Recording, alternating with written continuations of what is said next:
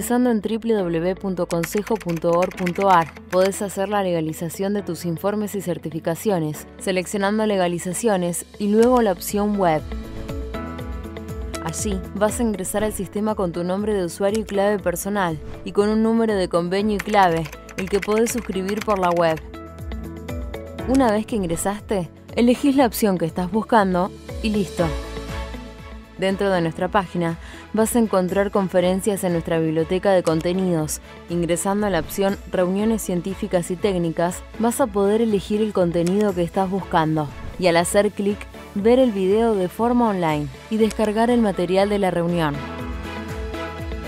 Si querés hacer un curso de capacitación, la DAC te brinda varias opciones. Podrás acceder ingresando a e-learning y luego a cursos virtuales. Allí te podrás inscribir en el curso o capacitación que más te guste.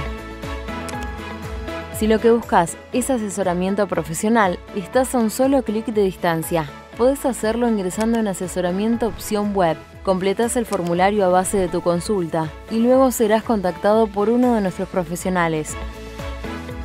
Uno más de nuestros servicios es el sello editorial Edicon, y ahí podés encontrar todas las publicaciones y colaboraciones técnicas. Además, ingresando a nuestro menú Servicios, Consejo Salud, vas a enterarte de todas las novedades de Centro Médico, Farmacia, Simeco e Integrar Plus. Estos y muchos temas más están disponibles en nuestra web www.consejo.org.ar. Envíanos tu consulta a consejoescucha@consejo.org.ar o llama al 5365 8950 y un colaborador se estará comunicando con vos. Te acompañamos sin que te muevas de tu casa. Consejo 75 años. Gestión y futuro.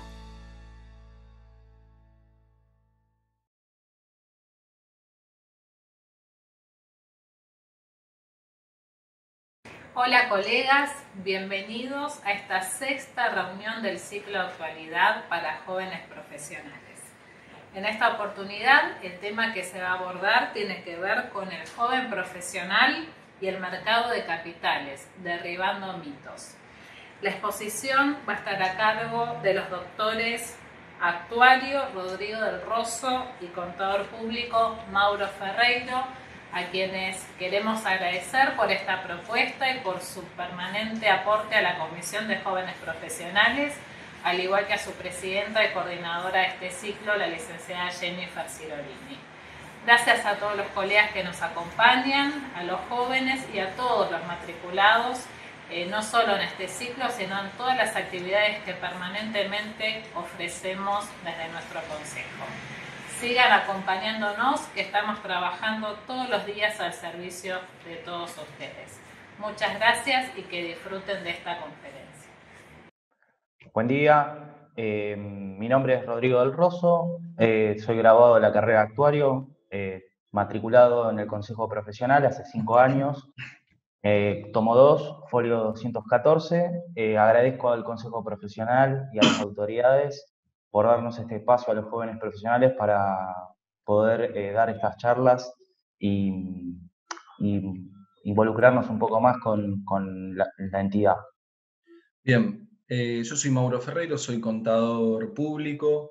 También de nuevo le agradecemos al Consejo el espacio. Es un placer estar acá con Rodrigo junto con el resto de los chicos que conformamos esta comisión de jóvenes. La idea es siempre traerles material o un disparador que a ustedes les sirva para crecer profesional como personalmente. ¿Qué tenemos como charla hoy, Rodrigo? Nosotros venimos de 2 palos distintos, pero encontramos un punto en común que es el mercado de capitales. Y la charla que vamos a dar hoy se llama El joven profesional y el mercado de capitales, derribando mitos.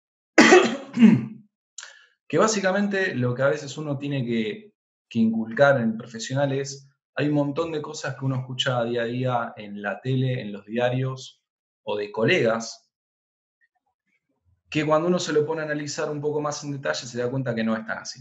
Entonces vamos a mencionar algunos mitos o algunos comentarios que uno escucha día a día, que capaz cuando te pones a hablar con alguien que sabe del tema o lo empezás a pensar un poco vos por otro lado, ver, ¿será tan así? Te encontrás con algunas cosas que hacen ruido y después podemos decir que no están así. La primera que escuchamos siempre es, mito 1, no, esto es un desastre, yo no me meto en esto porque es una timba. Esa es la primera que escuchamos. La segunda que también escuchamos es peor, no, ¿para qué te vas a meter ahí? Es un quilombo, perdón la palabra, pero es la realidad. Eso para la gente que tiene mucha guita, no sabe qué hacer, la pone ahí porque la tiene que poner ahí, le saca rentabilidades gigantes, no hace nada, no trabaja, no analiza. La segunda es, ¿para qué te vas a meter vos si es un problema abrir una cuenta hoy por hoy para invertir? No sé ni por dónde es. ¿Qué es eso? ¿Por dónde me meto? No tengo ni idea. Déjame en paz. Déjame que yo siga con lo mío.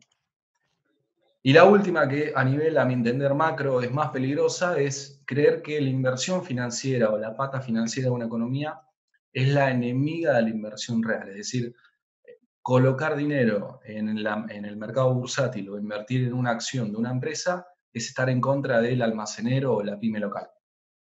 No sé vos, Rodrigo, si alguna vez escuchaste este tipo de comentarios.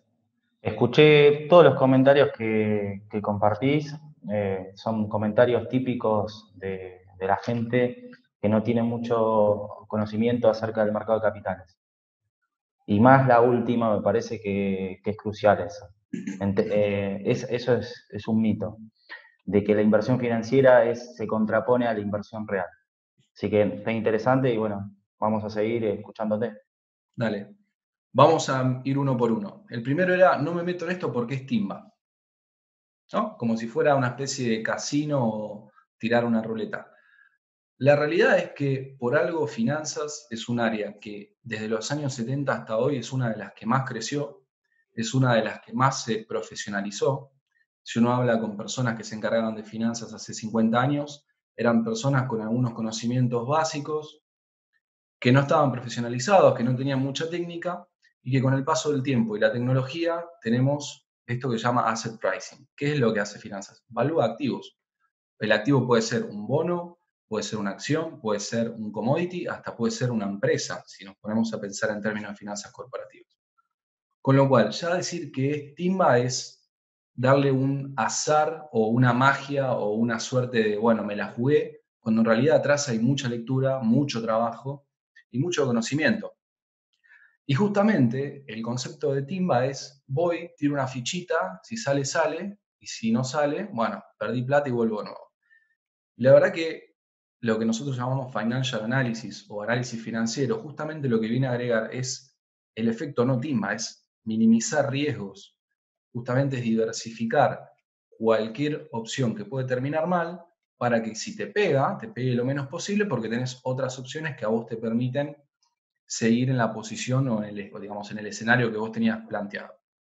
Ahora, no quita que haya personas que sí vean al mercado como una timba y digan, mira, yo invertí, hoy compré tantas acciones de Banco Superville, lo digo por decir, porque me gusta el logo. Bueno, sí, yo también puedo apostarle a un caballo porque me gustó, no sé, tenía una mancha blanca, sin embargo no me hace experto en eso. No sé vos qué pensás de esto. No, pienso que es cierto lo que decís, que primero que el mercado de capitales no es una timba financiera, que le sirva a las empresas para, entre varias cosas, minimizar riesgo, y también como fuente de financiación. Entonces, eso es uno de los factores claves del desarrollo del mercado de capitales que tiene que tener un país. Vamos al segundo. La bolsa no es para mí, es para gente que tiene mucha plata y no sabe qué hacer con la plata. No, al contrario. Otro de los mitos que tenemos que empezar a derribar es esa idea de que la bolsa es algo lejano, es un ser etéreo, es un fantasma que flota por ahí y que solamente algunos iluminados lo pueden tocar. La realidad es que si uno se pone a mirar países desarrollados con economías desarrolladas, las personas que tienen ahorro lo colocan justamente, como vos decís, en acciones de empresas reales. Invertir en la acción de una empresa que cotiza en bolsa es tan real como abrir un local vos. Estás invirtiendo en una empresa que tiene empleados, que tiene sucursales, infraestructura, ventas, costos, con lo cual creer que es para gente que, no sé, que va con una bolsa en la mano y lo va depositando en agujeros para ver si crece el árbol del dinero, es bastante agarrado de los pelos. Y de nuevo, Y trayendo un poquito lo que vimos antes, la idea de las finanzas es diversificar riesgos. ¿Qué mejor que tener al alcance de la mano 40 empresas distintas o 40 instrumentos distintos que no se correlacionan? Es decir, si uno cae no tiene por qué caer el otro, y de esa manera vos podés estar tranquilo que si falla uno, los 39 restantes siguen en el camino que vos esperaste. Entonces, la última conclusión que dice ahí, jamás puede ser malo tener un espacio adicional o tener una opción de más. Siempre que uno tenga más opciones, es más libre de elegir y así puede, de esa manera, como dijimos antes, diversificar los riesgos que está dispuesto a asumir.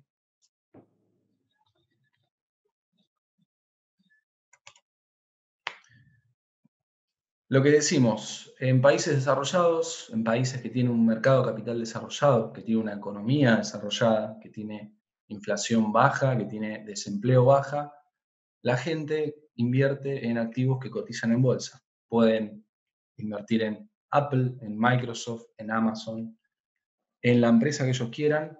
Y quizás nosotros acá estamos más anclados al ladrillo, al dólar, al plazo fijo, que en realidad son instrumentos que no necesariamente son propios del mercado de capitales. Justamente son cuestiones satelitales que pueden estar relacionadas, pero no están en ese juego de oferta y demanda como puede ser una acción de una empresa, un bono, un ETF, un commodity, en fin.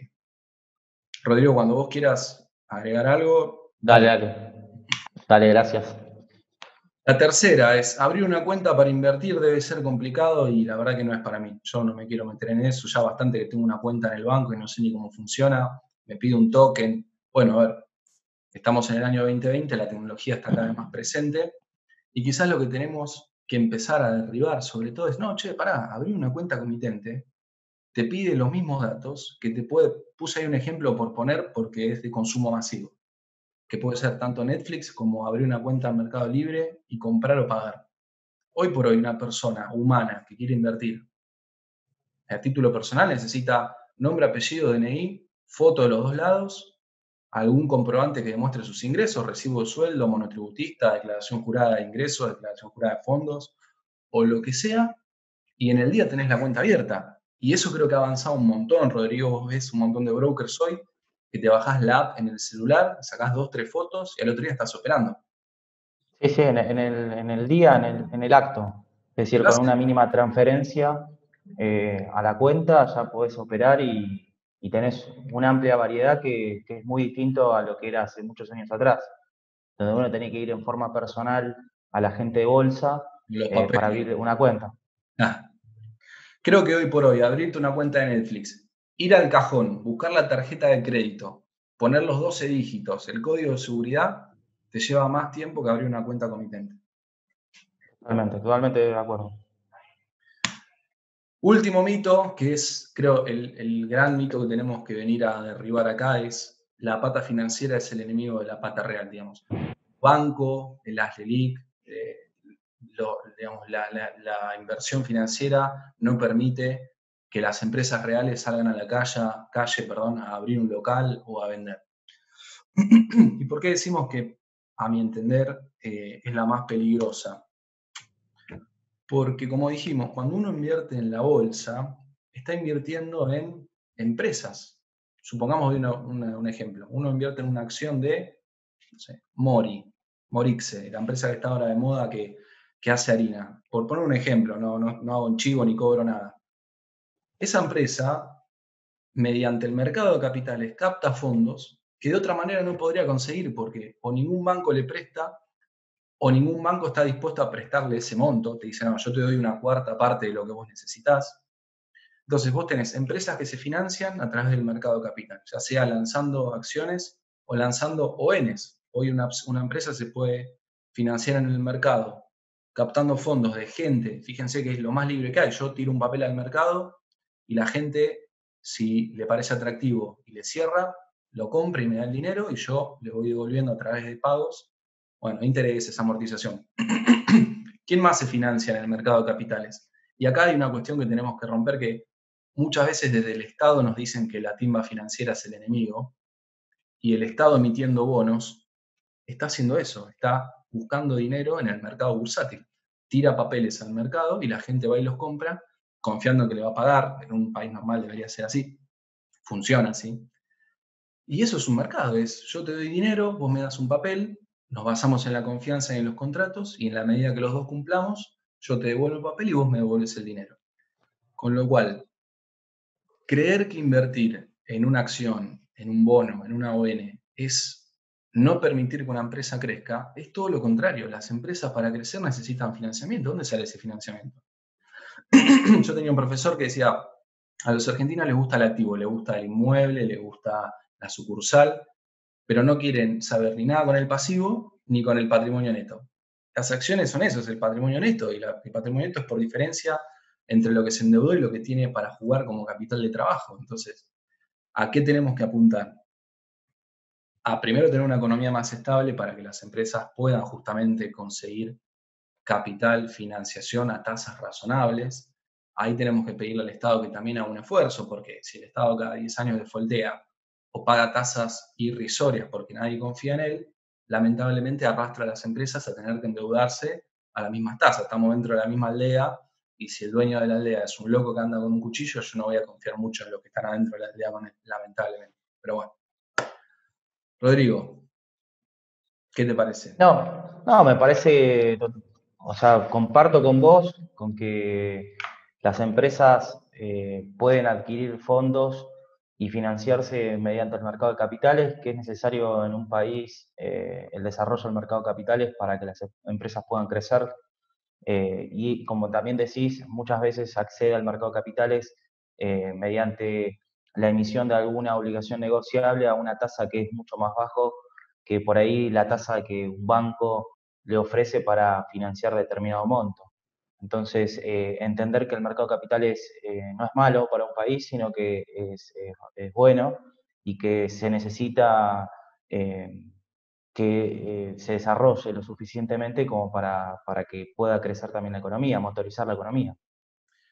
Y de nuevo, volviendo a lo anterior, estos instrumentos diversifican riesgo, porque si una empresa emite papeles y lo compran 100.000 personas, es mejor, hablando ahora en términos de cuestiones más actuales como no, porque el Banco Nación le prestó plata a una empresa que es un fraude, y el Banco Nación cómo le prestó. Bueno, ¿por qué? Porque ahí hay dos actores que están hablando y uno no sabe las intenciones de los dos actores. Ahora, cuando hay 600.000 actores hablando entre ellos, que es la empresa, y 500.000 personas que te compran la ON, claramente es una transacción transparente, claramente no da lugar a malversación de fondos ni interpretaciones políticas, es lo más honesto, transparente que pueda haber, que es dos personas a través de una pantalla poniéndose de acuerdo en que lo que está en el medio le interesa a dos.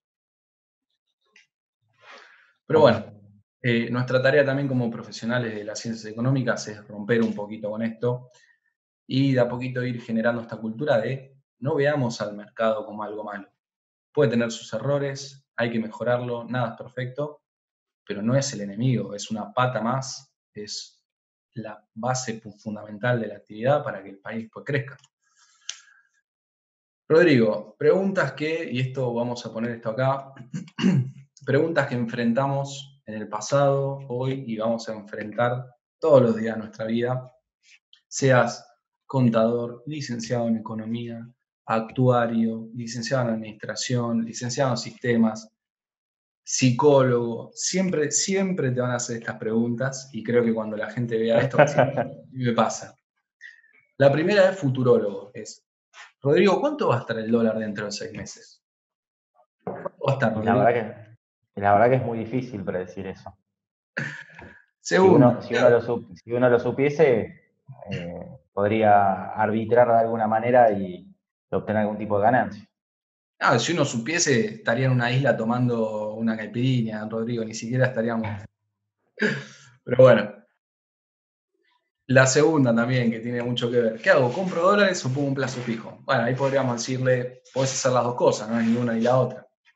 La tercera es, ¿sabés cuánto me cobra el banco por pedir un préstamo? Como si fuese un banco, la tasa fuese eterna y que no varía según tu crédito, tus ventas, tu liquidez, tu apalancamiento, qué sé yo. La última, que también tiene que ver un poquito. Me sobró plata, ¿qué hago? Lo invierto, lo gasto, le pago a mis proveedores, congelo precio, anticipo importaciones, me la llevo, la dejo. le pago el colegio a mis hijos todo el año, ¿qué hago? ¿Qué hago? Te dicen. Y después la otra, que también es bastante futurología, porque tampoco depende de una, es ¿cuánta inflación vamos a tener este año? Como si, no sé, fuese un programita que uno le da el data entry y sale y te tira, viste, los autos. Pero bueno. No podemos responder a ciencia exacta estas preguntas porque justamente no somos futurólogos, no tenemos la máquina del tiempo, pero sí tenemos que manejar algunos conceptos básicos porque en alguna medida tienen relación. Cuando uno habla de tasa de interés, inflación y devaluación, no son 100% correlativos o linealmente correlativos, pero tienen una relación en Argentina. Y ahí la otra pregunta es, bueno, sabiendo este triángulo de la muerte, ¿qué instrumento de inversión tengo?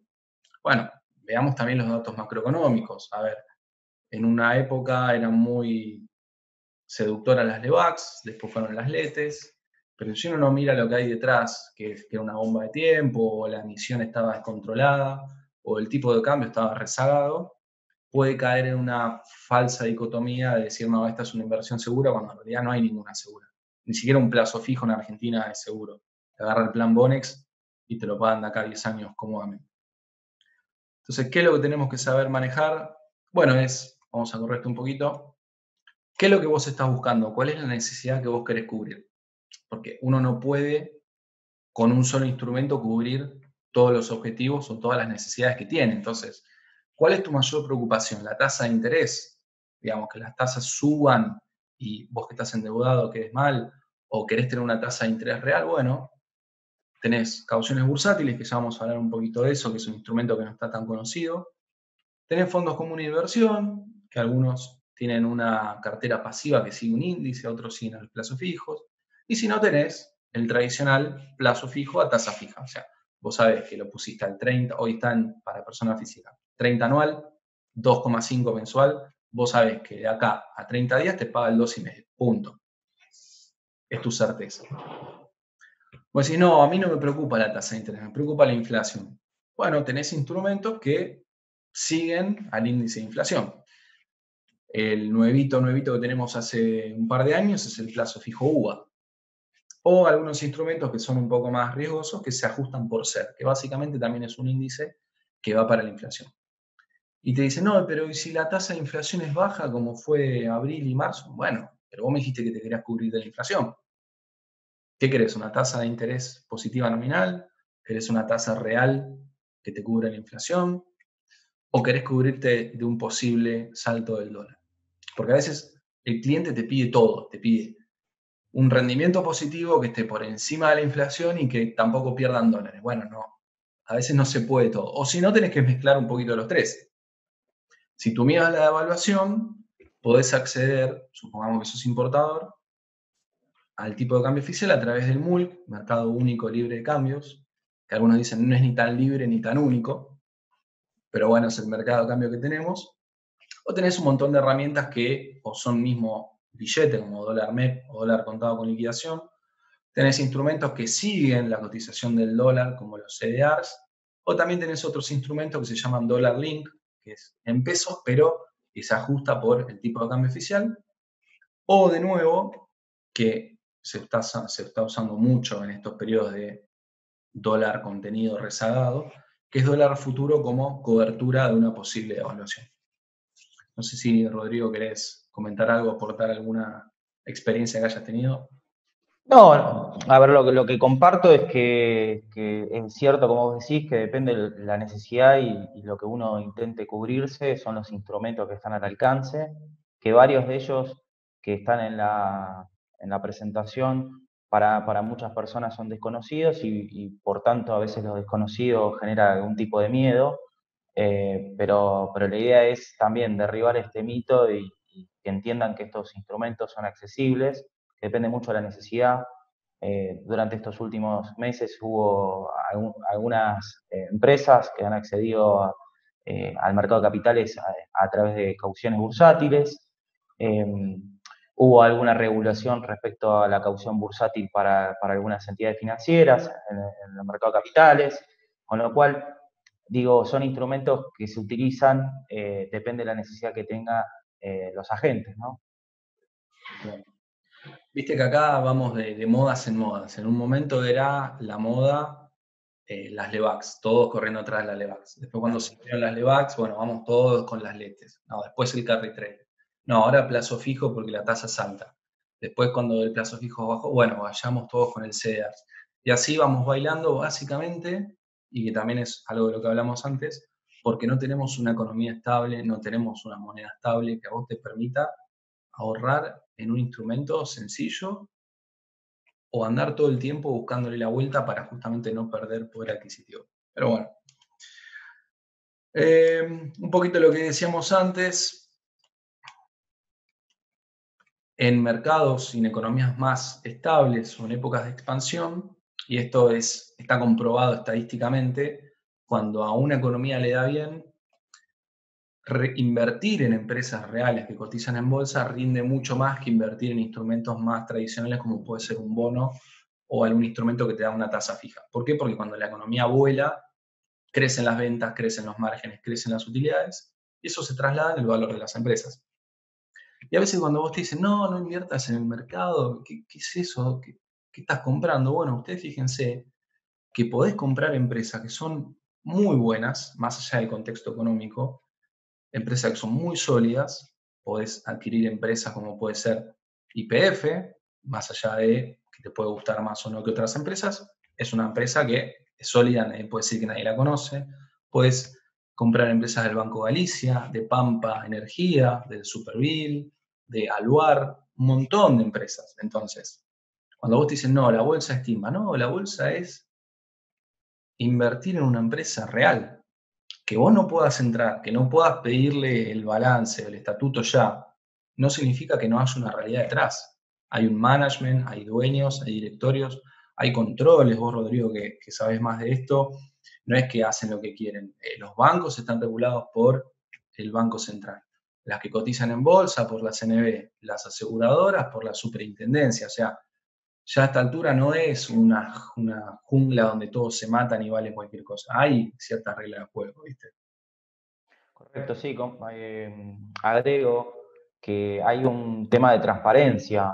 Las empresas tienen que transparentar sus estados contables al público y con lo cual se publican los estados de las empresas y uno puede analizar cómo le está yendo a cada una de ellas.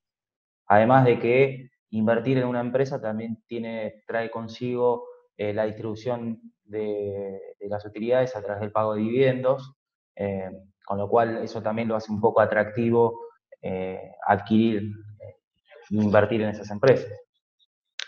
Es que si uno lo mira más a largo plazo, la idea de comprar una acción no es solamente venderla porque está más cara, sino quedártela porque te genera un flujo de fondos constantes que son los dividendos. Yendo un ejemplo conciso, vos en Estados Unidos invertís en Coca-Cola y sabés que paga dividendos cada 3, 4 meses, no falla. Entonces, ¿qué mayor estabilidad que invertir en una empresa que además conocés y tiene respeto y trascendencia y que sabés que, salvo que haya una hecatombe, va a cumplir? Más allá de estas cositas, esto vamos a poner acá, estas cositas que mencionamos de, bueno, está bien, puedo comprar acciones, son instrumentos muy riesgosos, no sé qué hacer. Llevémoslo un poquito más al mundo quizás pyme. ¿Qué puede hacer hoy una pyme? Tío, yo trabajo en una pyme, soy gerente de finanzas de una pyme, y vos te levantás a la mañana y no sabes si tenés que cabecear una bomba nuclear o si te entró un elefante rabioso que te quiere comer 3 empleados. Entonces vos todos los días creés que sabés cómo va a empezar el día, pero no tenés ni idea. Tenés que salir a descontar cheques, a descontar facturas, a pelearte con proveedores, 1000 cosas. Y una de las herramientas que encontré que son muy útiles, que no me las ofrecía nadie, son estas 3 cosas. Primero, negociación de facturas de crédito MIPYME. Eso, la verdad que costó un poquito la implementación, pero funciona bastante bien. Una factura de crédito MIPYME, uno lo emite. Si el receptor, que es un contribuyente grande, no tiene ningún problema sustancial, uno puede ir y descontarlo como si fuera un cheque. ¿Sí? Te da mayor liquidez, te da mayor decisión en cuanto a la caja que vos querés manejar. Lo mismo con los cheques propios o terceros. Hoy vos podés descontar un cheque propio a tasas que hoy por hoy están bajísimas, como ahí pusimos entre el 18 y 24%, o mismo tomar una caución bursátil. Que también cuando decís caución, ¿qué es una póliza de caución? ¿Qué estoy asegurando? El auto, mi casa, ¿qué es una póliza? ¿Qué voy? ¿La saco en Sancor, en Zurich? No. Son dos personas que se ponen de acuerdo en el mercado de cuánta plata quieren prestar y cuánta plata quieren tomar a una tasa. Y la realidad es que hoy por hoy, te doy un ejemplo, yo tomé una caución hace 7 días al 17,5 en Bima. Tasas que no existen para personas que necesitan sacar una deuda ya, ¿sí? ¿Qué tiene a favor también? No tuve ni que mandarle legajo al banco, ni mandarle 10.000 papeles, simplemente puse una garantía, que es un activo que vale, y automáticamente tenía la plata depositada en la cuenta. Entonces, este tipo de herramientas a las empresas, a las pymes que tienen un desfasaje, a veces tenés un desfasaje de caja de 2, 3 días, nada más. Te entra un cheque y, viste, respirás de nuevo. Pero esos 3 días estás en rojo. Entonces, tener en cuenta estas herramientas te pueden servir mucho para cubrir esos pequeños gaps que tenés de caja. Y de hecho, acá te traje un ejemplo. Te voy a decir la verdad, este boleto que ves acá es mío. Le dije, bueno, vamos a agarrar un ejemplo, que es mejor que el mío. Y vos fíjate, taché los datos y vos tenés, mira, el mercado es MAB, el instrumento es pesos, tomé deuda 137.000 a una tasa del 18,99% anual, o sea que no es nada. Si lo dividís en 12 meses o en 7 días no es nada. Y vos fijate los gastos que me generó, nada, pagué de gastos 17 pesos, 6, 3 y 1,35 pesos, sin tener que llevar un expediente, sin tener que presentar las últimas 3 declaraciones juradas de ganancia, bienes personales, de recibo de sueldo, monotributo, declaración jurada de bienes, nada. Es el mercado diciéndote, yo te tomo esto. Tuviste que dejar ahí en garantía una ON. Claro, fíjate que acá yo tenía una ON de IRSA. Una ON es un papel como si fuera un título público, pero de una empresa, es un título privado, que la verdad que como lo tengo como inversión a largo plazo, me puedo dar el lujo de dejarlo como garantía y tomar plata cuando la creo que está barata. La verdad que hoy por hoy, tomar al 18%, cuando la inflación es 40%, cuando la tasa más baja que te ofrece una institución financiera es del 24%, bueno, acá ustedes profesionales tienen una herramienta, tienen algo para mostrarle a sus clientes o a los dueños de la empresa donde ustedes trabajan. Che, mirá, podés tomar deuda al 18%. No te vuelvas locos con los bancos. No tengo nada contra los bancos. Pero acá tenés que ir contra el que mejor te ofrece las cosas. Totalmente de acuerdo. Sí, sí. La verdad que es muy bueno el ejemplo para mostrar que es algo accesible, que es beneficioso y que también depende de la necesidad que tenga, en este caso, la pyme o la empresa que es más grande para adquirir fondos. El mercado de capitales puede ser una gran opción. Imagínate qué bien funcionaría esto si hubiera más volumen, más actores y más solidez, porque en la medida que seamos muchos más, es más difícil que se caiga el sistema. Justamente lo que le da robustez a un mercado es el volumen. ¿Dónde puedo ver este tipo de cosas? ¿Dónde puedo seguir al mercado? Bueno, acá yo puse el link del IANC porque, digamos, es un portal oficial que es el Instituto Argentino de Mercado de Capitales. Acá uno puede ver todo. Tenemos el mercado en general, CDRs, los fondos comunes de inversión. Abrí una pantalla como para que vean cómo funciona, ¿ves? Uno tiene acá y puede entrar a ver, tiene calculadora de bonos, calculadora de letras, calculadora de cheques, capacitaciones, informes diarios, se puede bajar el informe a ver cómo cerró la bolsa ayer. Y tiene un montón de información que es pública y de conocimiento para todo aquel que esté interesado. Supongamos que no quiero verlo ahí. Yo quiero ver esta información en vivo, no quiero esperar a las 6 de la tarde para ver cómo cerró. Bueno, ahora le puse acá un montón si quieren les muestro. Acá tenemos cómo se comportó el Merval, las acciones que más subieron, las acciones que menos subieron, el promedio del Merval en sí, lo mismo con los bonos, los que más subieron, los que menos subieron, Lo que hablábamos de las tasas, la caución bursátil, a 30 días para colocar dinero era del 24, para tomar era del 24,69, que quizás es la misma tasa que hoy te puede ofrecer el banco, pero no tenés que hacer tanto papelerío quizás, o querés tener varias opciones. No, yo manejo 5 bancos, pero me gustaría tener una segunda opción. Bueno, está perfecto. Los tipos de cambio, el total del volumen, acá tenemos los CDRs, ahora vamos a ver un poquito eso. Una persona en Argentina, si no quiere invertir en una empresa local porque cree que es muy riesgosa, porque no sabe si la economía va a andar bien, bueno, fíjate desde acá en Argentina todo lo que tenés para invertir. Mercado Libre, Apple, Coca-Cola, como hablamos, Petrobras, Citigroup, Microsoft, Google, JP Morgan. Tenés para divertirte y para diversificar todo lo que vos quieras. El volumen, digamos, toda esta información es pública, no es un fantasma, no hay que perseguirlo, está ahí, es cuestión de ir, leerlo, interpretarlo, disfrutarlo y meter los pies en el barro. Ahora, ¿dónde lo puedo seguir? Tenés 1000 opciones. Acá, de nuevo, no tengo ningún tongo con nadie, ni nadie me pagó para hacer publicidad, elegí algunas por elegir.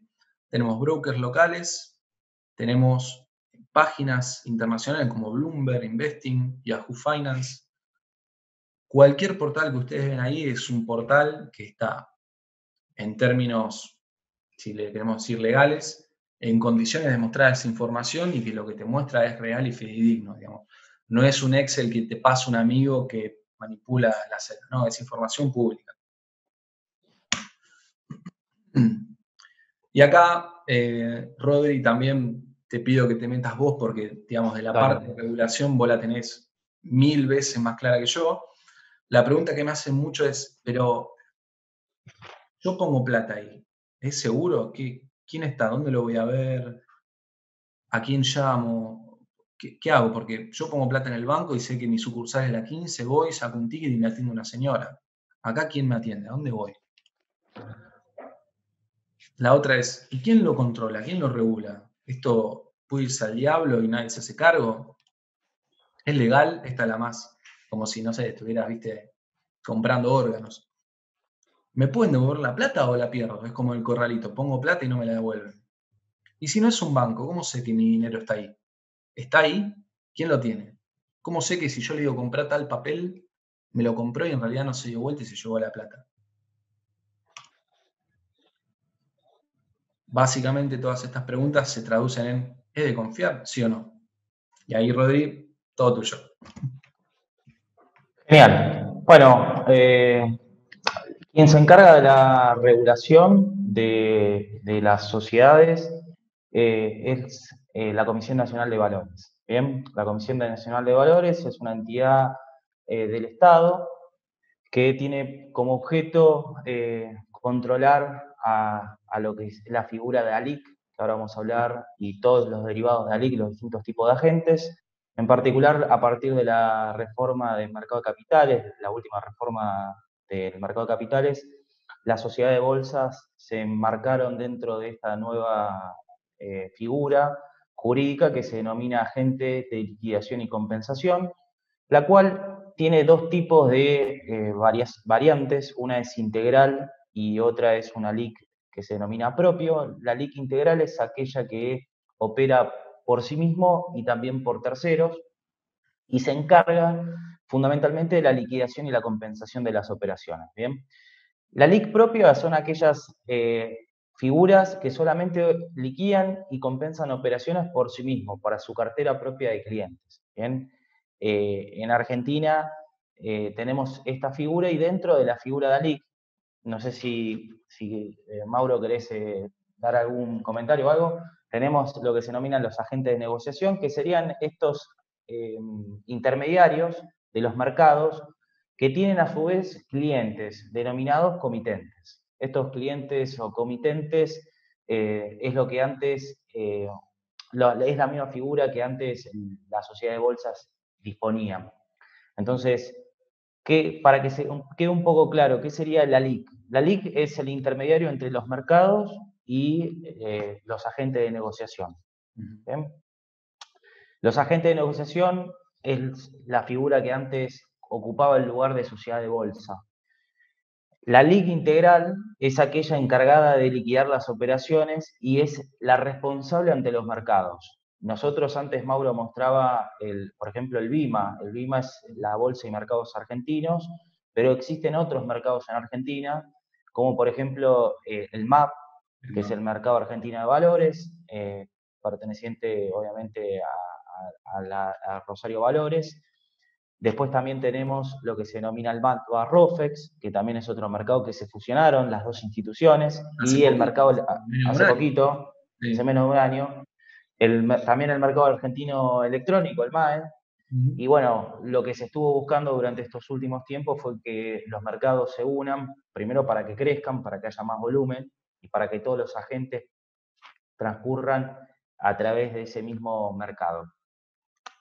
Entonces, estos agentes, hay otras figuras dentro de la ley de mercado de capitales y las resoluciones que fueron sacando la Comisión Nacional de Valores, como por ejemplo los agentes de corretaje de valores negociables o los agentes productores.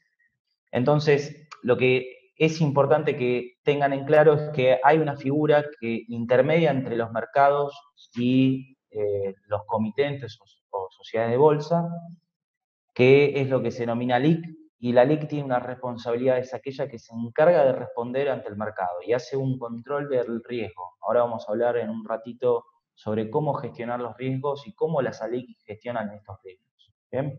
Perfecto. Entonces, para finalizar esta cuestión, tener en claro esta nueva figura y que esta nueva figura también puede ser desempeñada no solo por una figura jurídica, una personalidad jurídica, sino por, dentro de las personalidades jurídicas, por ejemplo, un banco.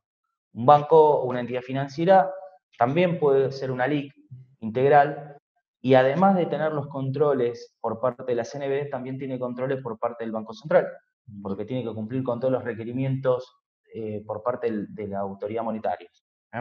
Bien. Sí. ¿Algo que quieres agregar? Sí, que a veces uno cree que cuando coloca fondos para invertir se lo está dando a un tipo que anota en un cuaderno almacenero como si fuera una apuesta. Y en realidad, como vos decís, es una entidad que es responsable de compensaciones, de responder y que en última instancia es garante de que los contratos se respeten. Es decir, che, mirá, yo compré dólar futuro el 30 de julio o 30 de junio, que es hoy, si hay alguna diferencia se tiene que compensar y si la otra parte no lo compensa, vos te tenés que hacer responsable por esa no compensación. Y eso creo que también a uno le da esa tranquilidad de saber que no queda algo bollando en el aire y que hay justamente instituciones detrás que se hacen primero responsables y que además, como decís vos, mitigan riesgo de que no pasen este tipo de situaciones. Totalmente de acuerdo, sí, sí, sí. Ahora, esto Mauro, para mí es importante que lo escuchen, que es el tema de la última reforma integral que tuvieron los agentes. Recordemos, agentes nos referimos a agentes de negociación, a LIC, agentes de corretaje y todas las distintas figuras que están enmarcadas dentro de la ley de mercado de capitales. La resolución 731 lo que hizo fue establecer, como se llama, unas modificaciones respecto a los agentes, más que todo para los incentivos, que tengan incentivos adecuados a fin de que enfrenten con éxito estos desafíos de crecimiento y digitalización del mercado. Entonces, hay un concepto muy importante dentro de esta reforma, esta resolución, que es el concepto de administración discrecional de las carteras, para lo cual establece una regulación específica, ¿bien? Es decir, que no es que los agentes hacen un control, una administración discrecional, sino que tienen que estar regulados, tienen que cumplir con ciertos requerimientos ante la Comisión Nacional de Valores, además de que tienen que cumplir con requerimientos de capital mínimo para poder operar. Es decir, para una figura jurídica ser una LIC, por ejemplo, integral, tiene que tener un determinado patrimonio mínimo. ¿Bien? Y para ser un agente de negociación tiene que tener un determinado patrimonio mínimo y los estados contables de cada una de estas figuras figuran en la página de la Comisión Nacional de Valores, es decir, que está disponible para cualquier inversor que desee tener información. ¿Bien? Es más, Mauro, agrego algo más. Dale. También con la reforma del mercado de capitales se estableció la figura del asesor idóneo. Sí, eso te iba a decir también que, como decíamos antes, en una época era un poco de olfato y de tener calle. Hoy por hoy, una persona que es un agente o es un intermediario financiero tiene que rendir un examen por el cual se lo califica como idóneo y eso también lo hace responsable económica y penalmente ante un montón de cosas que pueda realizar que no estén dentro de la ley o dentro de la normativa, digamos, vigente. Totalmente, y hay un registro público de esos agentes, eh, asesores idóneos, a los cuales se pueden acceder fácilmente y tienen que rendir unos exámenes, ¿bien? Con lo cual los exámenes tienen que leer toda la normativa, tienen que conocerla desde a fondo y tienen que rendir algunos exámenes referidos a lo que es cálculos, algunas situaciones que existan respecto a la operatoria existente. ¿Bien? Muy bien. ¿Seguimos? Bueno, Sí, sí, seguimos. dale. Genial. Bueno, esto, ¿con qué tiene que ver esto? Esto tiene que ver con la gestión de los riesgos. Bien, Mauro antes comentaba que estas figuras tienen que, como se llama, tienen que cumplir con determinados requerimientos. Ahora bien, estas figuras tienen que tratar de gestionar los riesgos a los cuales están enfrentando. Entonces, los intermediarios, que son esta figura de LIC integral, tienen que gestionar adecuadamente el riesgo y tratar de minimizarlo en algún punto. Entonces, estas son dos preguntas disparadoras, capaz, Mauro, vos me puedes ayudar, que Dale. es una, si somos buenos percibiendo el riesgo, o sea, qué idea tenemos de lo que es el riesgo, y otra, que es si la volatilidad de los activos en nuestro país es única en el mundo, es decir, si nosotros creemos que es única, o es única. ¿Qué opinión tenés? ¿Qué te parece? Mira, yo creo que a veces en lo que es riesgo no somos, si bien vivimos en crisis constantes, con lo cual uno tendería a pensar de que la gente trata de minimizar riesgos, pero al final te das cuenta que no, porque si hace 20 años los bancos confiscaban los ahorros y de nuevo la gente vuelve a confiar, o no cambia nada, te das cuenta que hay algunas cosas que no terminan. Argentina, viste como dicen acá, te vas 7 días y cambió todo. Ahora te fuiste 10 años, volviste y sigue todo igual.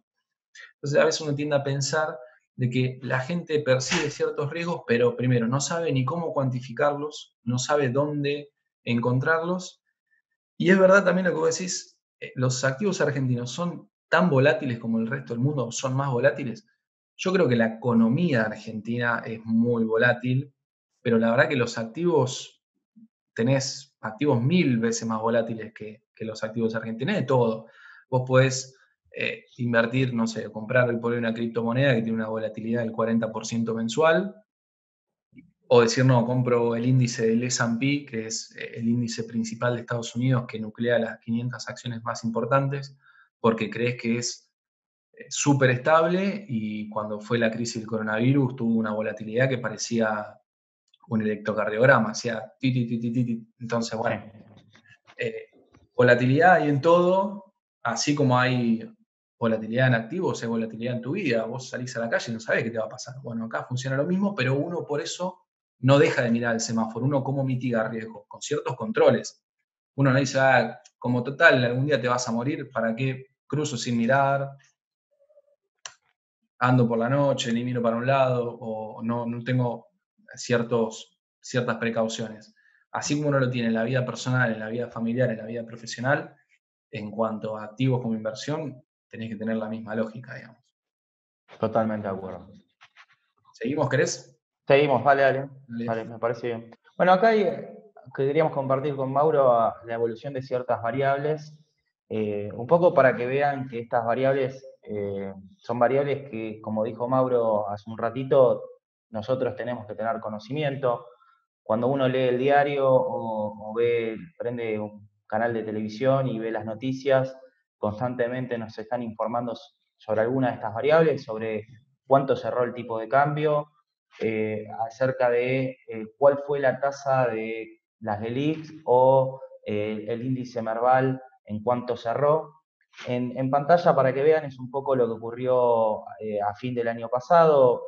pueden visualizar más o menos la subida que tuvo el dólar, que obviamente que hoy que va teniendo, pero digo, la cotización del tipo de cambio oficial, el comportamiento que tuvo, por ejemplo, la tasa Butler, que es una tasa para bancos de préstamos mayores a $1.000.000 de bancos privados. Fíjense el comportamiento que tuvo volátil entre el 2000 y 2003.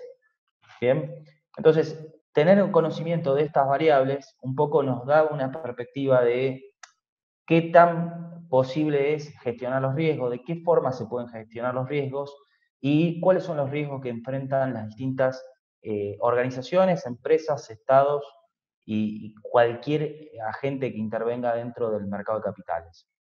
Entonces, ahora en la siguiente slide, ahora ahí, lo que vemos es un poco otros indicadores que también son importantes de monitoreo, que tienen que ver con riesgos, que esto tiene que ver más con los riesgos a nivel sistémico de entidades financieras, como por ejemplo el porcentaje de cartera irregular que tiene el sistema financiero de un país.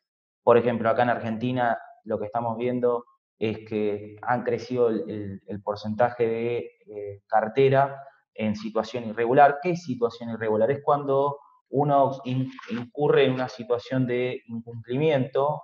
Para el Banco Central uno entra en una situación de default, ¿bien? Que sería una situación 3, 4, 5. Existe también la situación 6. Entonces, en Argentina, después del 2002, 2003, que veníamos de niveles muy altos de situación irregular, se fue decayendo a medida de los años y bueno, en estos últimos tiempos lo que se está viendo es una subida de la mora y eso es también un factor de riesgo que incide en la situación macroeconómica que tiene la Argentina. Acá lo que pueden ver... Sí. El pico más bajo de la cartera irregular tenés en 2010, 2011. Después de ir en adelante fue una montaña rusa para arriba. Correcto. Y aparte, Mauro, te agrego algo más. La situación irregular, por ejemplo, en ese gráfico, es más elevado en lo que son entidades financieras no bancarias. Claro.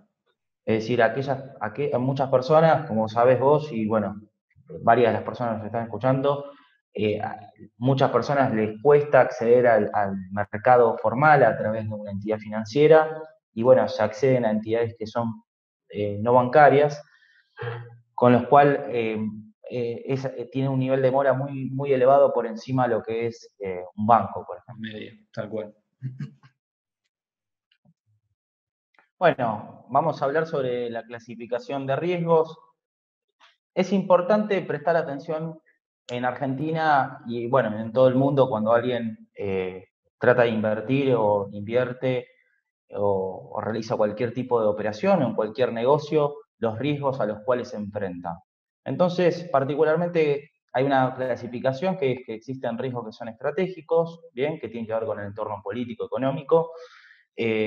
Fíjense que hay un indicador que se mira bastante en Argentina, que es el riesgo país, que ahora vamos a ver dentro de qué tipo de riesgo está, pero es un indicador que todos los días los medios nos están informando cómo está Argentina, y ahora vamos a charlar de eso. Mauro capaz me comenta un poco. Existen otros indicadores de riesgos que son operativos o de negocio, que eso tiene que ver más con la competitividad que tienen las empresas. Y lo que nosotros vamos a charlar un poquito más, que tiene que ver con esto, que es el riesgo financiero, los riesgos propiamente que tienen que ver con la operatoria que nos va a interesar, que es la de mercado. ¿Bien? Mauro, no sé si querés acotar algo, comentar algo.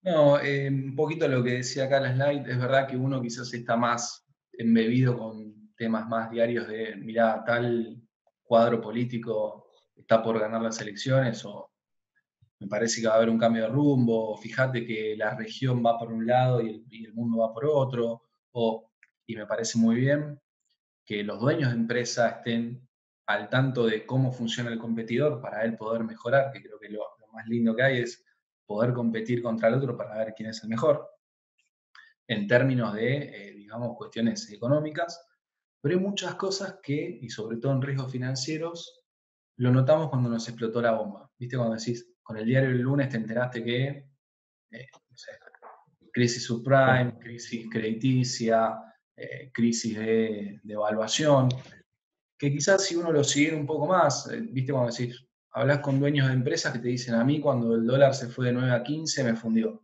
o cuando se fue de 20 a 40 me fundió, o cuando se fue de 40 a 60 me fundió. ¿Por qué te fundió? Porque te desayunaste el lunes que había subido 20 pesos el dólar. Pero si uno quizás analizaba los datos anteriores en el cual te dabas cuenta que el dólar venía retrasado, supongamos antes de las PASO, estaban 40, pero estaban 40 porque lo tenían maniatado, pegándole trompadas todos los días, el central vendiendo dólares a morir, y la realidad es que era cuestión de tiempo hasta que lo liberen y llegara a un valor un poco más de equilibrio. Entonces, decir me mató es no haber entendido cómo venía la mano o no haber visto la película entera y pasarte al final, ¿viste? Correcto. Bueno, vamos a hablar particularmente de lo que es el riesgo financiero, porque como antes comentamos, en el mercado de capitales hay distintos tipos de operatorias y hay distintos tipos de instrumentos en los cuales se puede invertir. Lo importante es que entender en dónde se enmarca los riesgos a los cuales uno se enfrenta cuando accede a este mercado. Entonces, una definición que es una definición del Banco Central, pero es una definición que viene de Basilea. Ahora vamos a charlar un poquito de Basilea hasta más adelante. El Banco Central es el órgano de control de las entidades financieras, tiene un rol, por un lado, de supervisión, y esta normativa es una normativa muy similar a lo que sacó Basilea, que era Comunicación 5398, que es como la Biblia para cualquier persona que trabaja en gestión de riesgo, que son los lineamientos para la gestión de riesgo en las entidades financieras. Ahora bien, dentro de los riesgos financieros existen distintos tipos, que son los riesgos de crédito, liquidez, tasa de interés y mercado. ¿Bien? Cuando uno se refiere a lo que es el riesgo financiero, se refiere a esa probabilidad de que ocurra un evento adverso, que pueda generar alguna pérdida. El riesgo de crédito es un riesgo que está presente en todas las operaciones que se originan por el incumplimiento que puede tener un deudor o una contraparte dentro de sus obligaciones. Y este riesgo es un riesgo que está presente dentro de las operaciones dentro y fuera de balance, ¿bien? Luego tenemos lo que se denomina el riesgo país, que el Banco Central lo define como un riesgo que está dentro del riesgo de crédito y también al riesgo de crédito de contraparte. ¿Bien? Estos son una clasificación básica para que tengan una noción.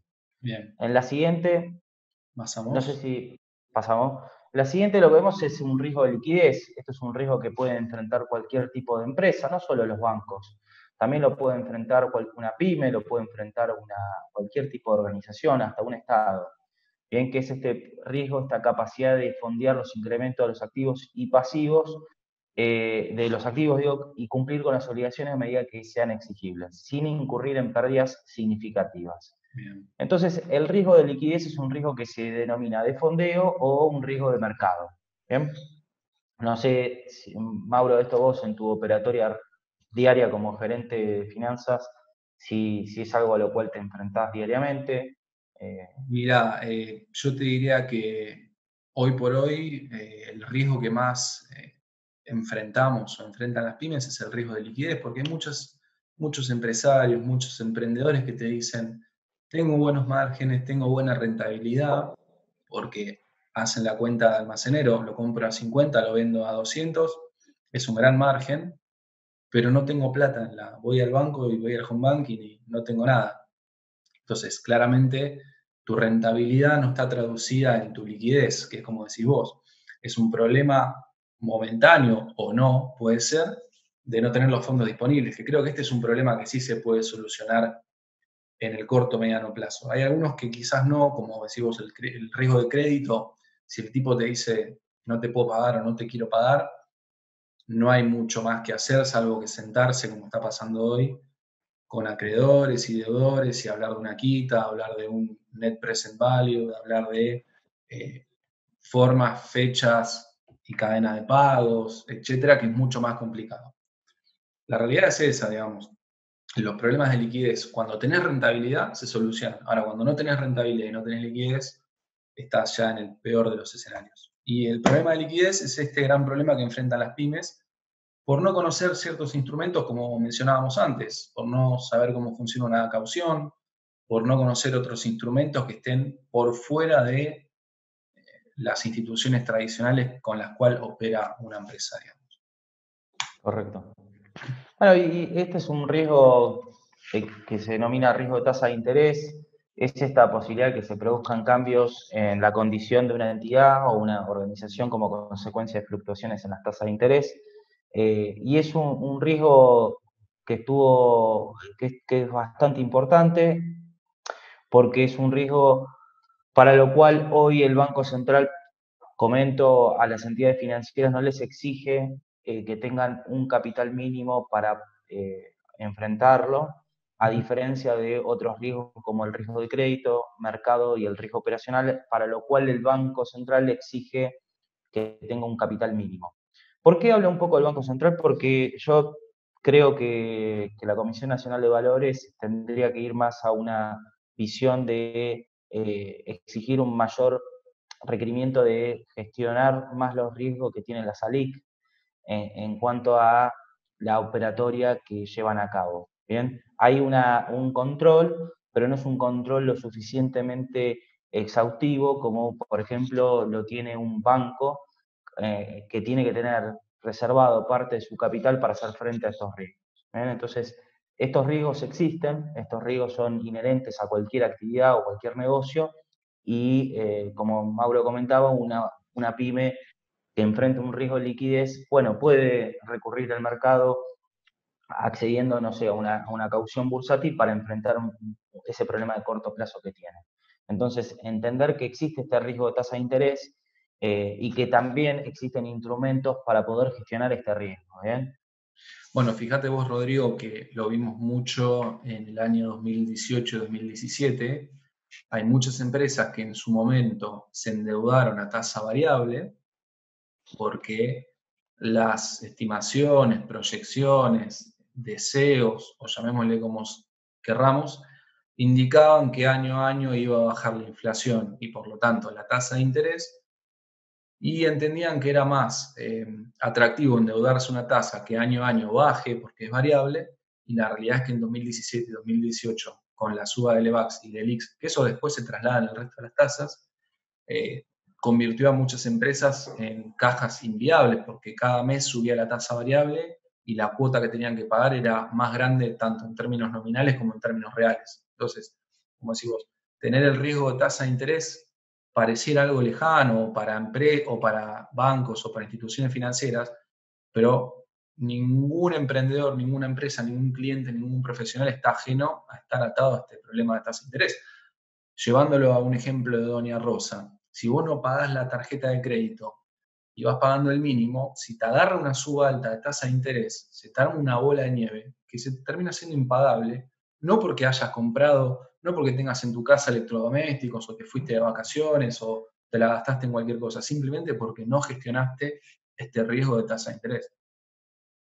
Totalmente de acuerdo. Ese ejemplo que pusiste es correcto y totalmente lo comparto porque es algo que la gente desconoce y que muchas veces, bueno, quizás por falta de recursos, por ahí paga el mínimo y se enfrenta a intereses punitorios e intereses que son crecientes en función del ajuste de tasa que van sufriendo producto de la situación económica que van enfrentando también los bancos, que tienen que ir ajustando la tasa de interés. Yo digo, atenti con esto y es importante que sepan que existe.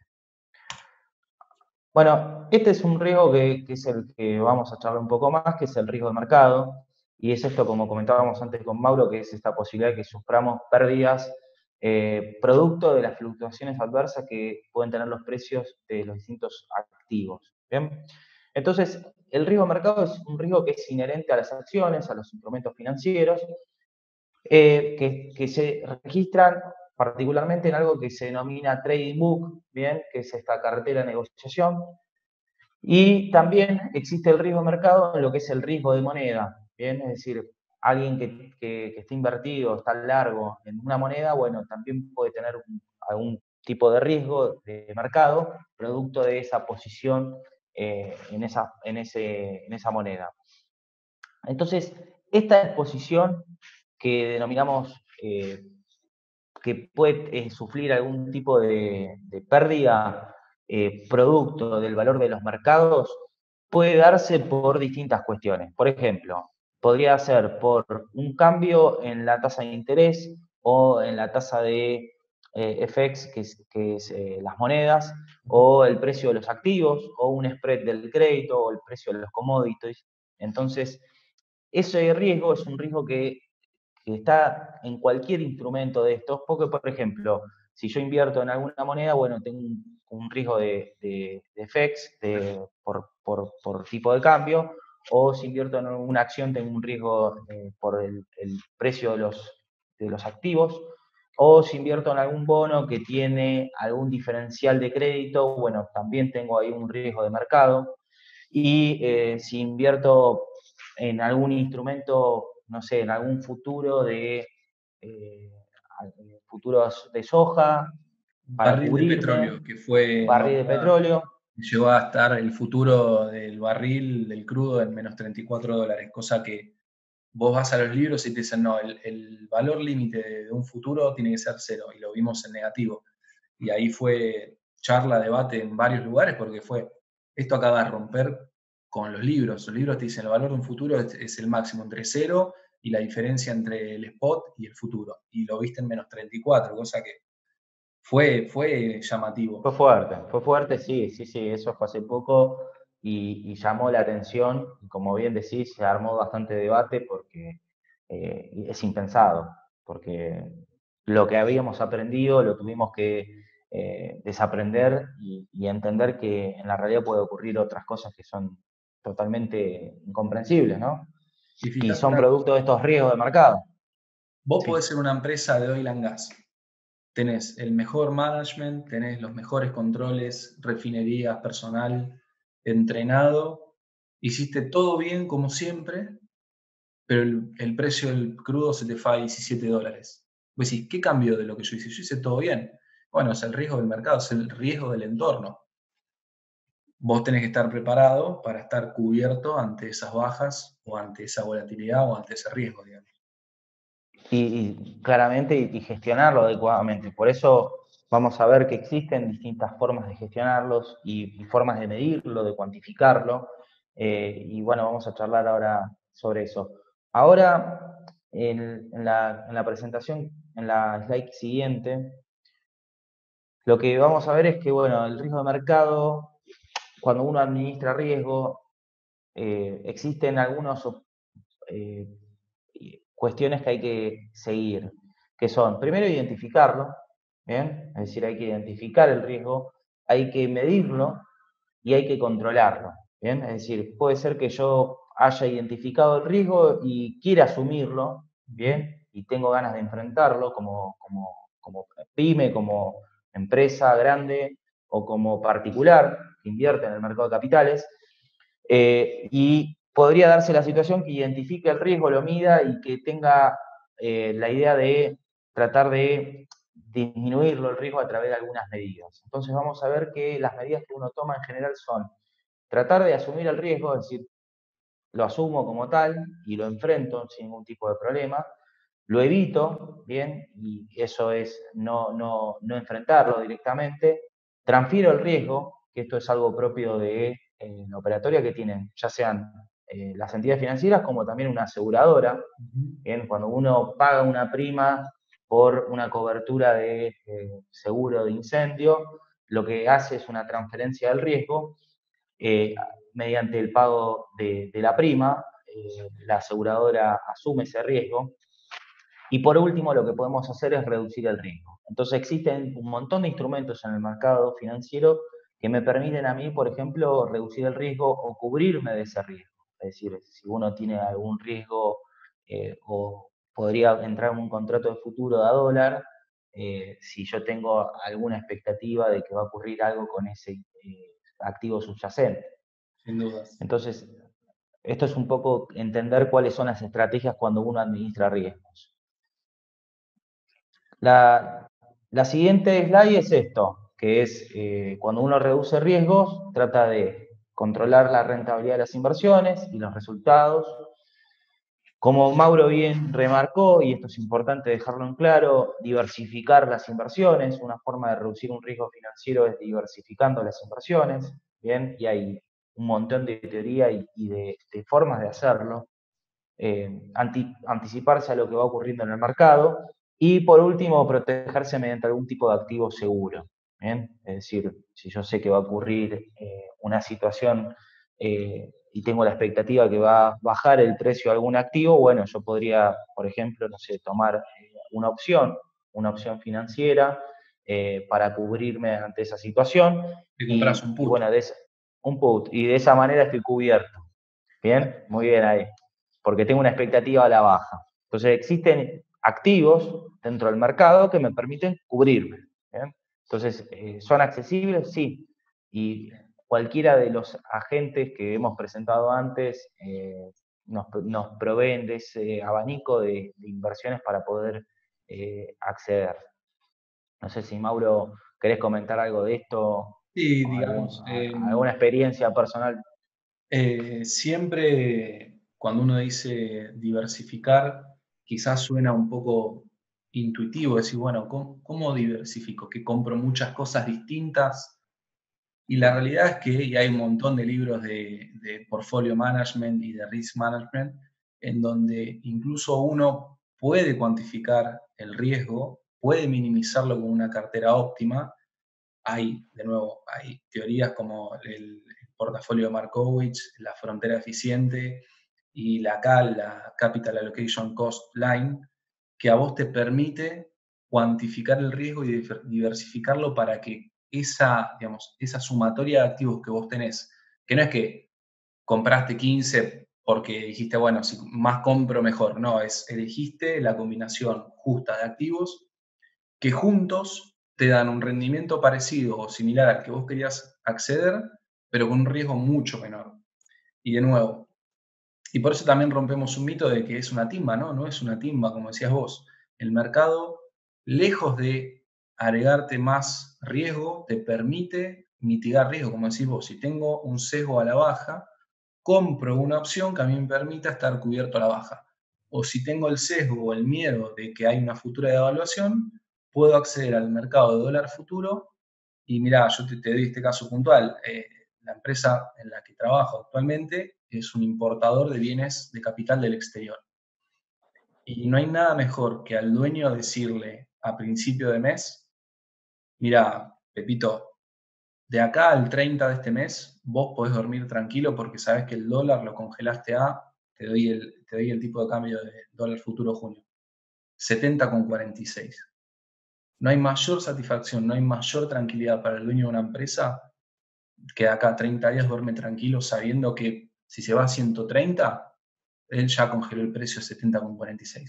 Y creo que a muchas empresas, a muchas personas, a muchos emprendimientos le daría mucha más estabilidad y previsibilidad para poder armar su negocio. Y no es una timba, al contrario, es tu reaseguro de que ante ciertos cimbronazos de la economía vos estás al menos cubierto en esa posición. Totalmente de acuerdo. Bueno, acá hay algunos desastres financieros que con Mauro queríamos traer para que entiendan que esto puede afectar, por ejemplo, a cualquier organización.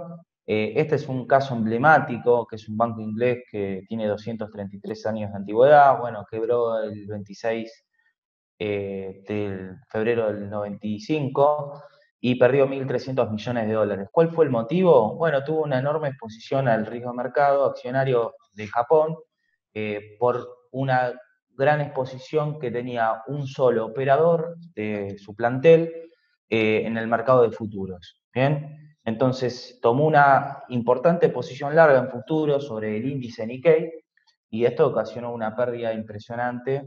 Y obviamente el dictamen del auditor alertó sobre esta concentración excesiva en manos de Leson, que era el operador, ¿bien? Que es altamente conocido.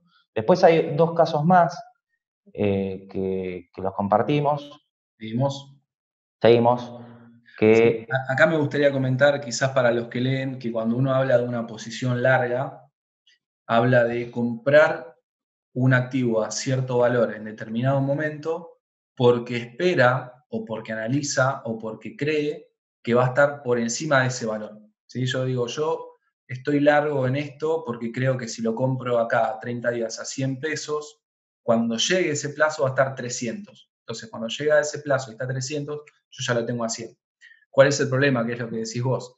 Cuando estás tan posicionado en esa posición, valga la redundancia, y el mercado va para el otro lado, que es va corto, es decir, va a la baja, esa diferencia, ese gap que tenés que cubrir, te puede, como dicen ahí, te sacan en camilla, te morís.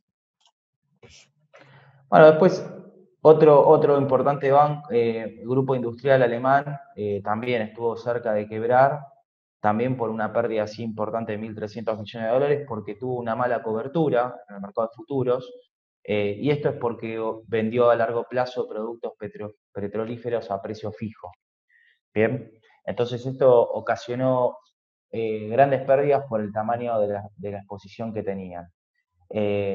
Aclaro esto, agradezco a Mauro que aclaró un poco lo que era la posición larga, porque uno lo tiene tan asimilado, naturalizado, que Sí. lo dice habitualmente todos los días. Pero sí exponer que existen grandes pérdidas que pueden ser ocasionadas por riesgo financiero, por una mala gestión de los riesgos. Entonces, como Mauro también cuenta que para el empresario, como el caso donde él trabaja, duerme tranquilo porque sabe, fijó a principio de mes cuál es el tipo de cambio que va a tener al fin de mes. Bueno, también entender que si uno concentra mucho el riesgo, si uno gestiona mal el riesgo, bueno, pueden llegar a ocasionar pérdidas muy grandes. ¿Bien? Entonces tiene una gran finalidad que es cobertura, pero también hay un aspecto especulativo que muchas veces uno encuentra en muchos operadores del mercado que toman exposiciones muy riesgosas y esto puede llegar a generar algún tipo de caos. ¿Bien? Sí, ahí aprovecho tu palabra porque está buena otro de los mitos que habría que derribar, que es que especular está mal. Y la realidad es que especular es una actividad más de la vida diaria. Uno especula en todo sentido, es me levanto temprano para no comerme el tráfico, bueno, estás especulando. O me compro ropa de invierno en verano porque está más barata, estás especulando.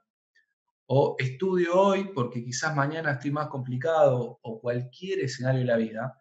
Y especular no está mal. Lo que sí tenés que tener en cuenta, como decís vos, es ojo el riesgo que asumís ante la especulación que estás tomando.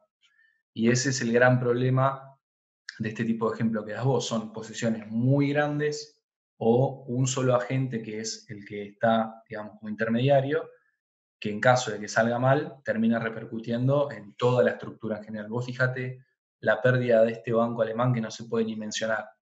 Es de 1.300 millones de dólares. Es un giro del FMI a un país soberano cuando le pide un rescate financiero por el motivo que sea.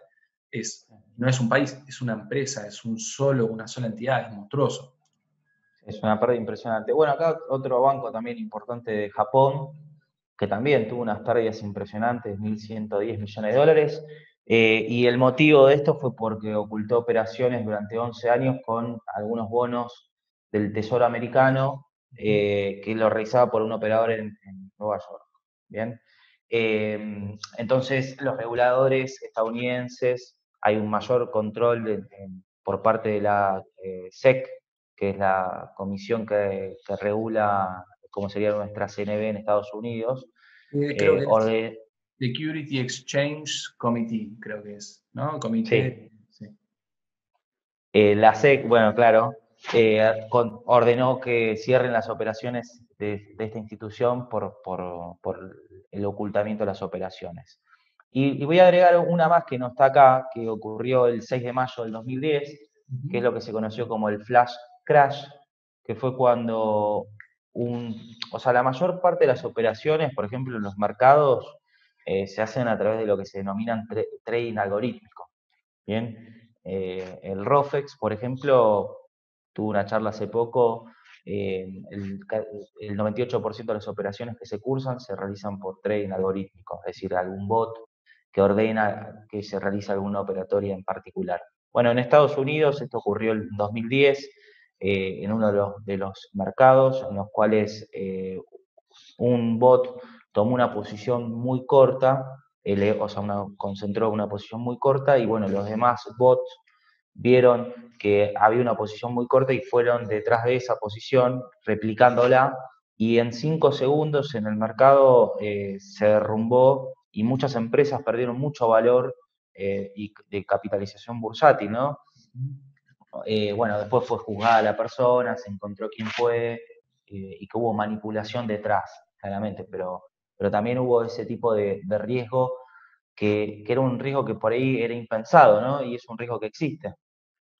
Bueno, el tema de los bots es una moda que está tomando bastante impulso y que es parte de la realidad. Así como, Rodrigo, vos me decías, hace 20 años vos tenías que ir con los papeles a la gente de bolsa para abrir una comitente y hoy lo haces desde tu celular, los operadores del mercado bursátil o lo hacen ellos manual a través de una computadora o le dan señales a bots o robots, pero que en realidad por detrás tiene toda una programación y toda una ingeniería.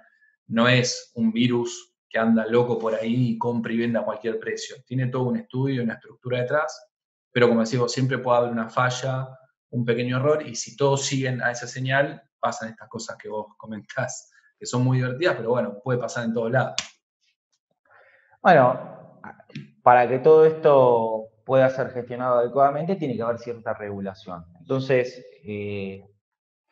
las entidades financieras tienen un organismo de supervisión bancaria que se denomina el Comité de Basilea, que para que tengan una idea, se juntan unos popes de distintas entidades financieras y lo que hacen es recomiendan y sugieren ciertas recomendaciones a las entidades financieras y Argentina, como forma parte del G20, tiene que cumplir con esos requerimientos. ¿Bien? Y Basilea controla que esos requerimientos se cumplan.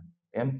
Hace poquito Argentina sacó las máximas calificaciones en lo que era liquidez, porque bueno, supervisó cuál era la liquidez del sistema financiero argentino y bueno, como hay 4 o 5 entidades financieras que son de riesgo sistémico y son las que monitorea con mayor mira el Banco Central, Basilea felicitó a la Argentina por los resultados logrados, ¿no? Bueno, esta institución recomienda y es la que pronuncia un montón de medidas que luego las van tomando distintas entidades financieras y también, por ejemplo, entidades como se llama, que regulan a las bolsas de valores.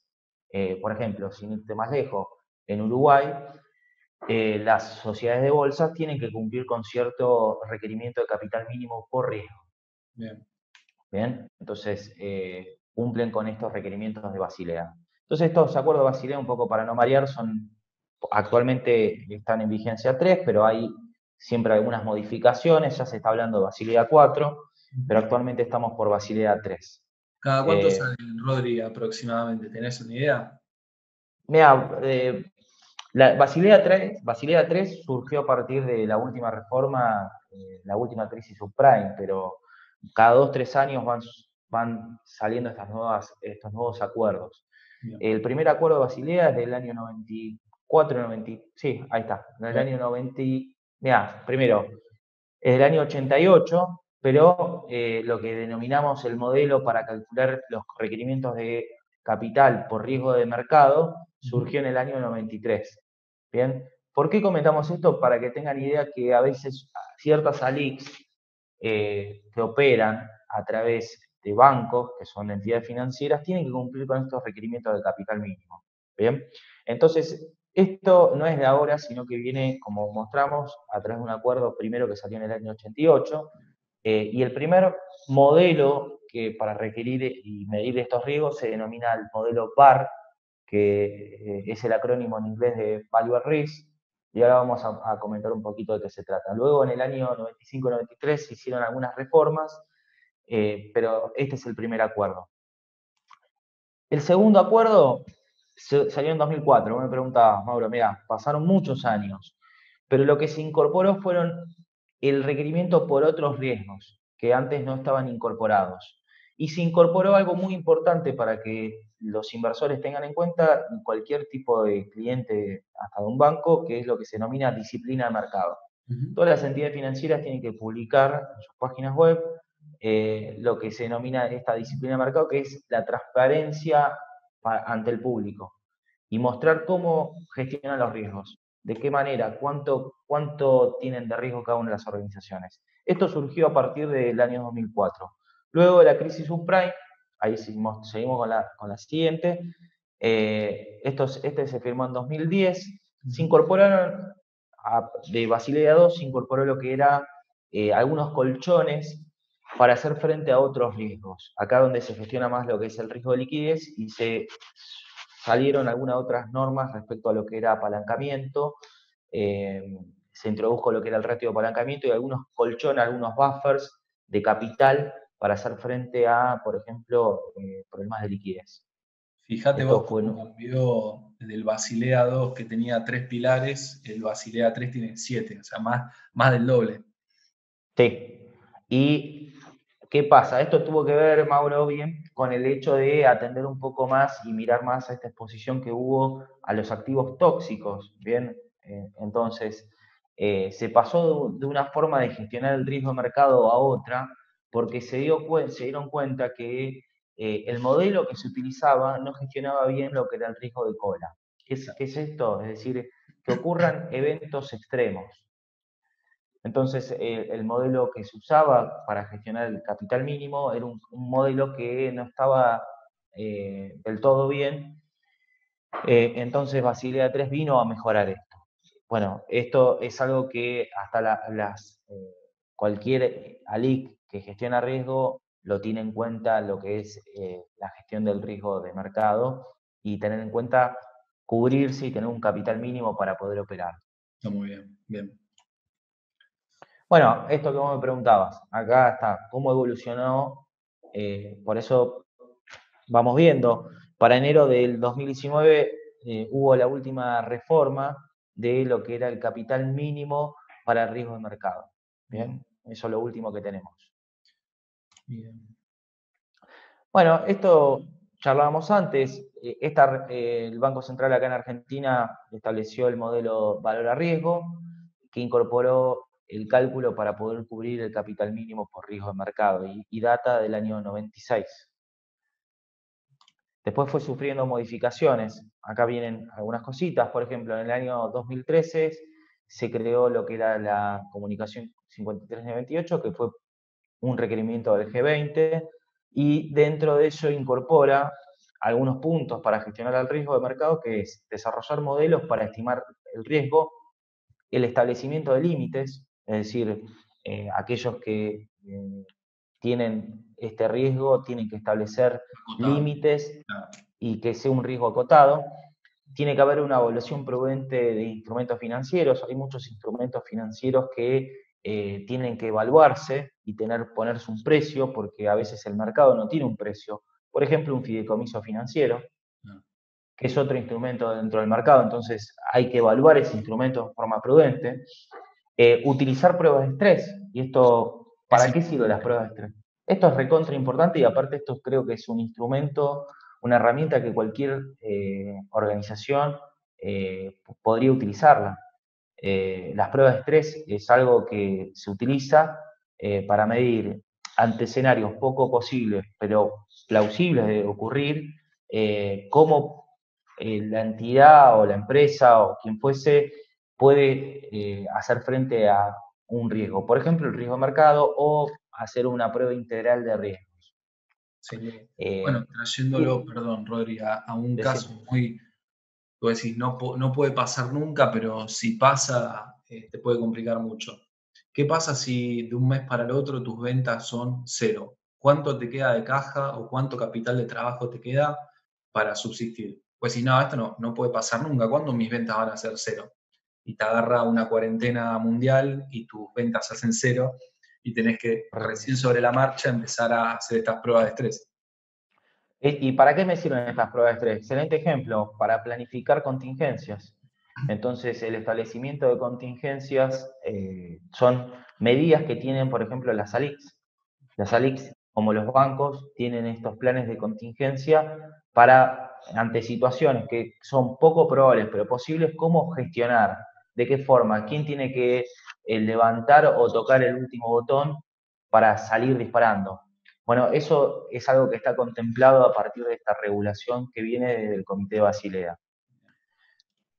Entonces, hay, como hablábamos antes con Mauro, rápidamente, hay distintos factores de riesgo, que son factores que tienen que ver quizás con tasas de interés, precios de mercado, tipos de cambio. Existen modelos para poder gestionar estos riesgos. Basilea y el Banco Central establecen un modelo para gestionarlo, que es utilizar un modelo que tenga un 99% como nivel de confianza, con un horizonte, un plazo a 10 días. ¿Qué sería esto del plazo a 10 días? Es el plazo mínimo para poder desarmar la cartera. Bien. Es decir, vos me podés decir, bueno, pero a veces hay activos que son ilíquidos, es decir, que no son líquidos, que no se pueden deshacer rápidamente. Entonces, eso es algo a medir y eso también es algo a poder cambiarlo. Y esto lo que se debe incorporar es algo que se denomina backtesting. ¿El backtesting qué es el backtesting? Esto es un poco para transmitir tranquilidad, que es una prueba retrospectiva. Lo que yo trato de hacer es comparar la pérdida que me midió mi modelo, ¿bien? Que me pronosticó mi modelo con respecto a la pérdida real. Entonces voy comparando las pérdidas reales que realmente tuvo mi cartera, bien, en tu caso, no sé, tu portafolio, tus acciones, bonos que tenés a tu poder, y eso te va generando ganancias como también pérdidas, bien, te va generando pérdidas diarias como ganancias diarias, es decir, va fluctuando producto de la evolución de estos factores de riesgo. Ahora bien, algo que establece es que este modelo utilizado para gestionar el riesgo tenga que ser evaluado. Y esa forma de evaluación es medirlo y compararlo con la pérdida real. Vos proyectaste una pérdida y bueno, si estuviste por encima, bueno, estuviste cubierto, porque tu pérdida estuvo por encima de la pérdida real. Pero si tu pérdida estuvo real, estuvo muy por encima a la pérdida proyectada, bueno, ahí hay un problema. El tema es que eso no se haga frecuente. Entonces, esta prueba backtesting me sirve para poder establecer si mi modelo es bueno o es malo, o si lo debo cambiar. Bien. Y bueno, y esto por último, que existen límites. Es decir, yo puedo definir un límite de una posición neta, una posición bruta, puedo medir cuánto concentro de riesgo de mercado, cuánto admito como máxima pérdida.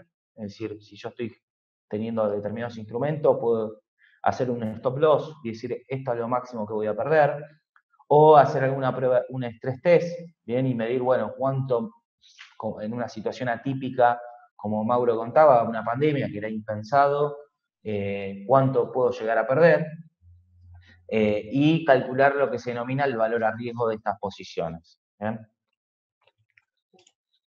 Bueno, un poco ya lo comentamos, lo que eran las pruebas de estrés, lo que era el plan de contingencia, pero en general una prueba de estrés tiene que incluir estos factores de riesgos, puede ser de naturaleza cualitativa y cuantitativa. Muchas organizaciones lo que utilizan es juicio de experto, es decir, en base a criterio de juicio de experto, definir un escenario macro de cómo va a estar Argentina o cómo va a estar el país, y en base a eso estresar las variables que inciden en el negocio y ver qué tan resistente es la organización a ese escenario hipotético y asignarle a ese escenario hipotético una probabilidad.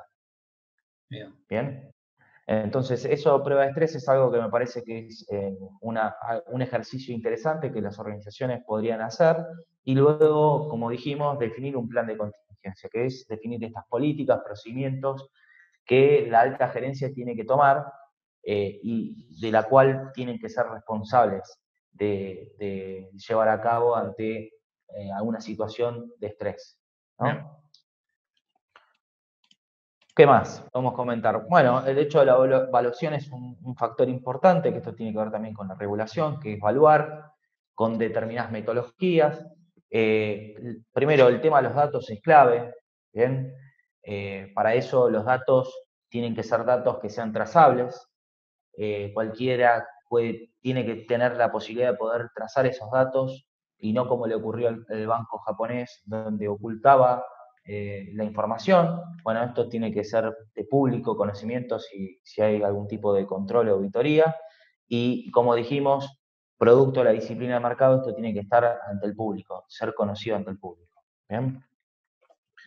Bueno, de hecho, y vos lo habías comentado, de nuevo, ¿qué mejor que invertir en una empresa que tiene trayectoria y que además podés ver la información financiera? Si vos entrás a la página de la CNB, tenés balances trimestrales, semestrales, anuales, hechos relevantes, con lo cual vos podés estar, no te digo que en vivo, pero estar al tanto de cómo fue la evolución del activo de la empresa, de las ventas, de los costos, de la rentabilidad, del capital de trabajo, qué EBITDA tiene, aumentó la rotación de los activos, disminuyó, está más apalancado, está menos apalancado, los dueños están aportando capital, inyectando capital, en qué están diversificando, podés leer las notas, podés estar al tanto de un montón de cosas, que de nuevo la idea es sacarse esa idea de que es algo etéreo que no se puede tocar. No, vos estás leyendo el balance de una empresa, primero, como decís vos, que está regulada por la CNB, y segundo, que tiene auditores que tienen prestigio, no cualquiera puede auditar, no quiero decir un nombre, pero no cualquier estudio contable o firma puede auditar a YPF o a Pampa Energía. Entonces, eso te da aún más tranquilidad respecto a la información que vos estás viendo. Bueno, esto que comentábamos, que antes definíamos como valor a riesgo, es una medida que desarrolló el área de Risk Metrics del JP Morgan, y entonces CEO de la compañía, que era Dennis, pidió un llamado informe que se denominó el 415, que era por la pantalla, que lo que quería era que en una pantalla estuvieran disponibles 15 minutos después del cierre del mercado todos los riesgos que enfrentaba la organización. ¿Bien? Entonces, recuerden que el valor a riesgo es una medida utilizada para gestionar el riesgo de mercado, no es la única, y fue implementada por este banco de inversión. Entonces, cuando hablamos de factores de riesgo, hay distintos tipos de instrumentos que uno puede acceder en el mercado, como notas, bonos de gobierno, ya sean provinciales, nacionales, municipales, bonos corporativos, bien, que emiten las empresas, posición de cambios, instrumentos derivados, acciones, commodities. Cualquiera de estos instrumentos financieros tienen distintos factores de riesgo, los cuales tienen que ser medidos y los cuales tienen que ser analizados con mucho cuidado, como por ejemplo tasa de interés, tipo de cambio, el precio de una acción, precio de algún commodity, la volatilidad o el spread de tasa. Bien. Entonces, lo que tenemos que tener en cuenta es cuáles son las variables que generan impacto en la distribución de pérdidas y ganancias, el P&L. Es decir, fue por un problema de una posición en algún bono y eso como tiene como factor de riesgo una tasa de interés, fue por alguna acción, entonces eso tiene como factor de riesgo el precio de la acción, o como vos mencionaste, el barril del petróleo, y bueno, ahí tenemos el precio del commodity como un factor de riesgo. Entonces, tener en cuenta cuáles son las variables que impactan en los resultados. Acá un poquito lo que vos mencionabas, hecho en cuadrito, ¿no? Sí, lo anterior comentado en cuadro, que uno, bueno, tiene que consolidar el riesgo, y hay un montón de medidas que me permiten consolidar el riesgo y tener rápidamente en una sola medida, un solo número, toda la posición a la cual está expuesta la organización. Sí, está muy bueno porque vos primero pones el instrumento al cual estás haciendo referencia, cuál es el factor de riesgo que está asociado y la unidad, ¿cómo lo medís? Bueno, debe 0,1 positivo o negativo, o estás largo en FX o estás corto. Bueno, estoy largo, ¿cuánto? Como pusiste a vos. Estoy largo en 50.000 millones de dólares. Claro, por eso esta slide es interesante porque, como dijimos antes, hay un montón de instrumentos financieros que uno puede acceder en el mercado. Cualquiera de ellos tiene distintos factores de riesgo y existen unidades de riesgo para poder entender, como se llama, la posición, cuál es el riesgo que está enfrentando. Exacto.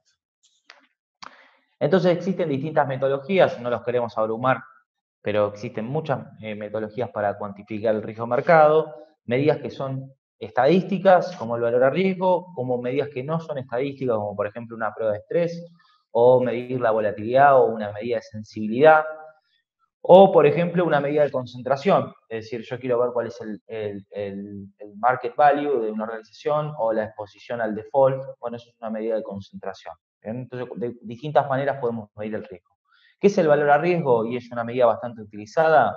Es la peor pérdida que una organización puede tener en un periodo de tiempo y con un nivel de confianza en condiciones normales del mercado. ¿Esto qué significa? Que el valor a riesgo me puede dar la peor pérdida siempre y cuando se estén cumpliendo que haya condiciones normales de mercado. Tiene un problema esta medida de riesgo, que es un problema que no cumple con una propiedad de subaditividad. ¿Qué quiere decir? Que si yo calculo el VaR de un portafolio, la suma del VaR de los activos que integran el portafolio no es igual al VaR del portafolio. ¿Bien? Que es la propiedad que no cumple con la propiedad de aditividad. La sumatoria de las partes no coincide con el portafolio como un todo. ¿A eso te referís? Como un todo, como un todo. Y ahí, ¿qué es lo que tenemos en cuenta? El efecto de la correlación.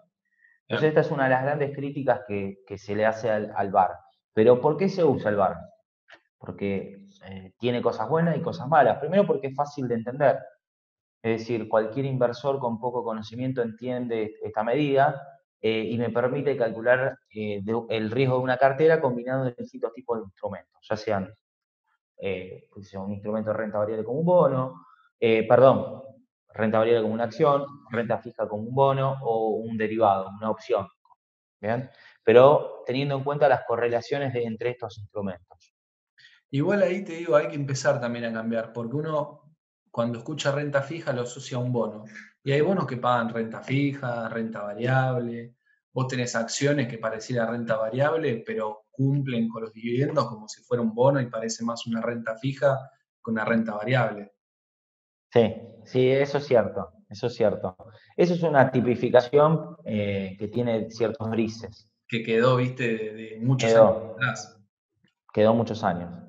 Entonces, ¿por qué el VaR es una medida? Primero porque los organismos reguladores la exigen, ¿bien? Para controlar los riesgos financieros.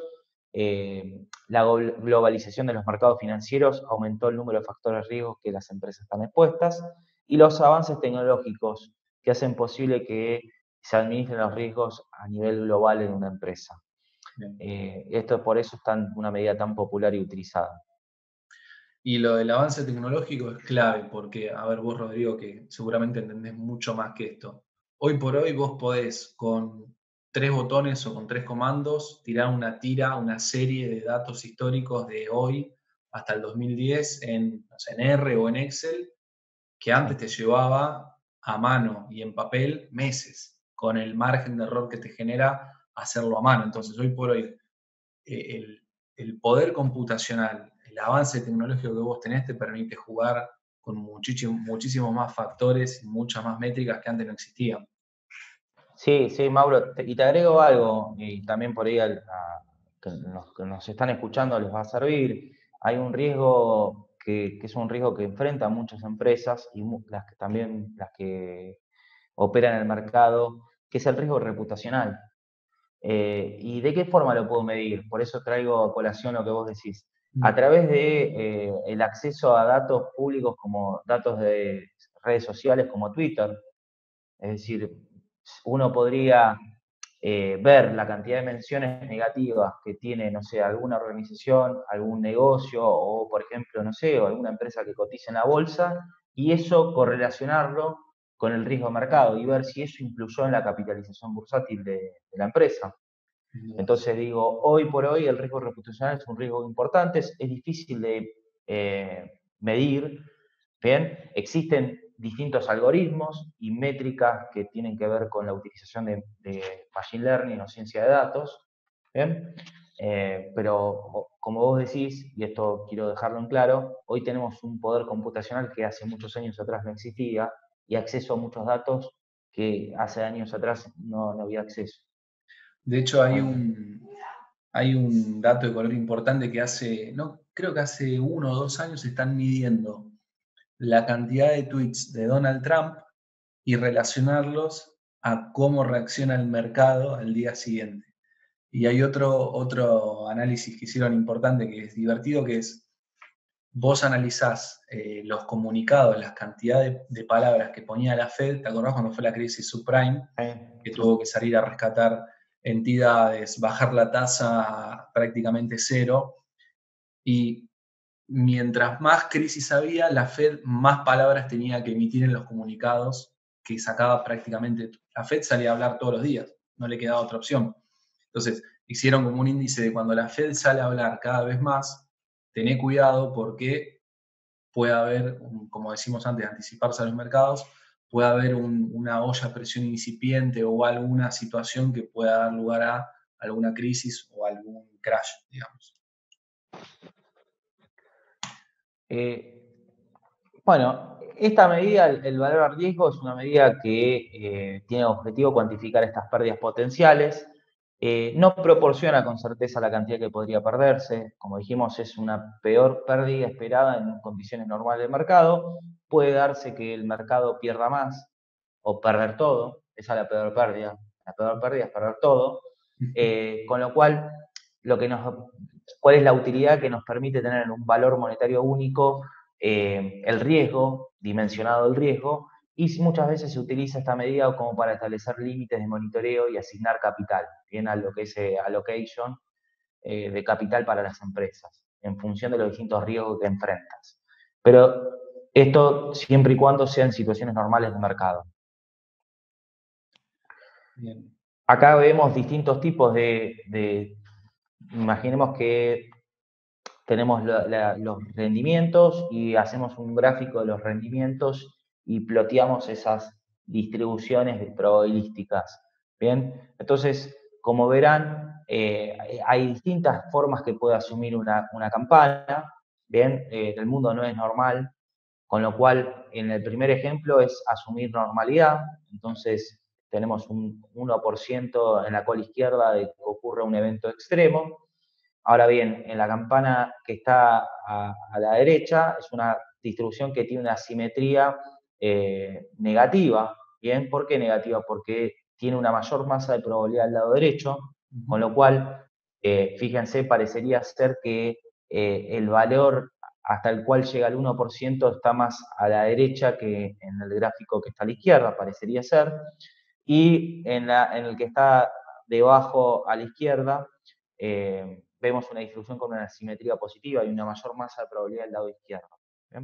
Perdón, ¿estas eran distribuciones en vez de normales, log normales? Puede ser, corregime si estoy...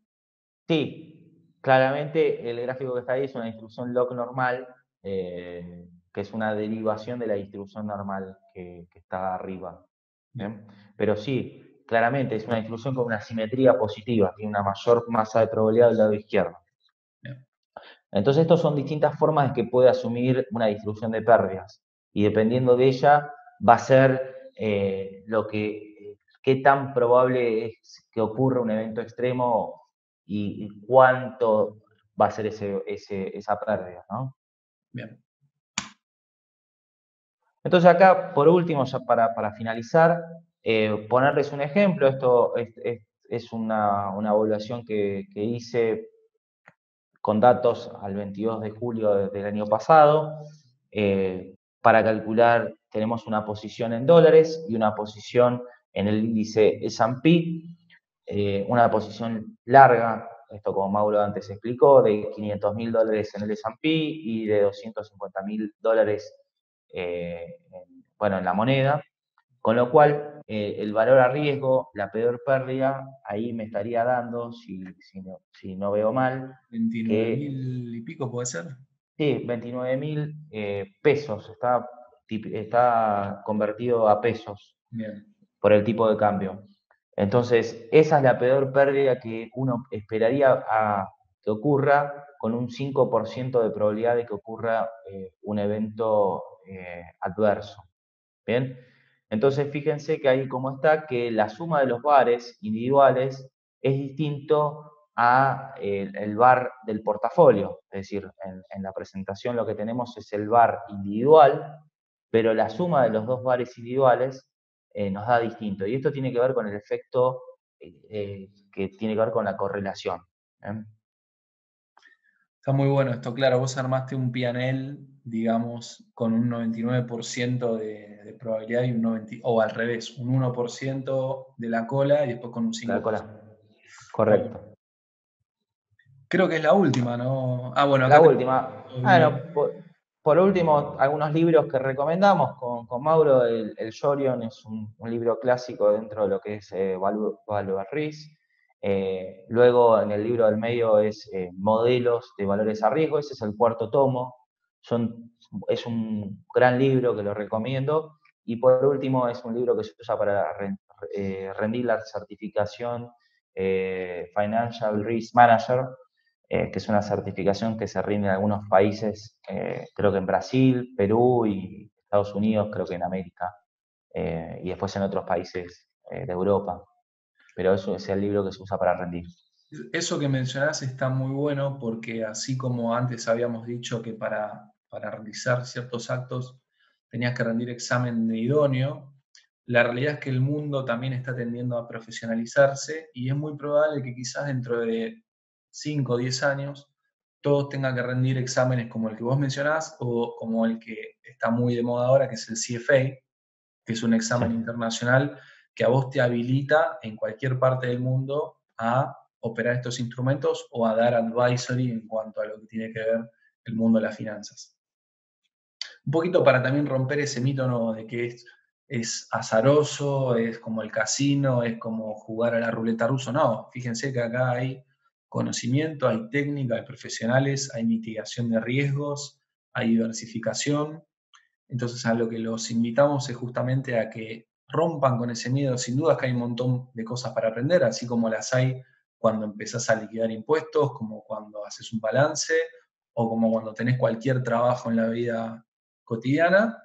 Tenés que empezar de a poquito, pero todo detrás lleva un trabajo y una lectura que compromete lo que vos hacés con tu experiencia profesional y también con tu honestidad intelectual de hacer las cosas de la mejor manera posible y con conciencia, ¿no? Bueno, querido Rodrigo, hemos llegado al final. De mi parte, un placer compartir charla con vos. Esta es la primera vez que interactuamos. De nuevo, venimos como de mundos distintos, pero pudimos encontrar esa arista que nos permitió, a mi entender, hacer esta charla que me pareció súper divertida. Me llevó mucho lo del VAR, me llevó mucho lo que vos decís de riesgo de crédito, de liquidez, habíamos dicho, de mercado. Y por último, me queda una por ahí, eran 4. Tasa de interés. Tasa de interés, ahí está. Muy bien. Bien. Yo también agradecerte por la charla, agradecer al Consejo Profesional por darnos este espacio, a la Comisión de Jóvenes Profesionales. Y bueno, nada, esperamos que sea de utilidad y vernos otra vez. Ojalá podamos haber otra charla juntos sobre estos temas y en demás. persona, así viéndonos Y en a la cara persona. y en contacto. Así que bueno, de nuevo, sí, gracias al consejo. Ojalá que claramente con esta charla no van a salir expertos en nada porque la expertise te la da la práctica, el estudio y los años, pero sí que sirva como disparador o como, digamos, que sirva como esa semillita que uno planta y que empieza a generar ciertas ideas o cierto interés. Creo que en la medida que todos manejemos estos términos, como dijimos, vamos a tener un mercado más desarrollado, una economía mucho más sólida, más diversificación, y en la medida en que todos nos metamos un poquito más, como en todos los aspectos de la vida, siempre el resultado es positivo. Totalmente de acuerdo. Muchas gracias. Bueno, Rodri, te mando un abrazo grande y estamos en contacto.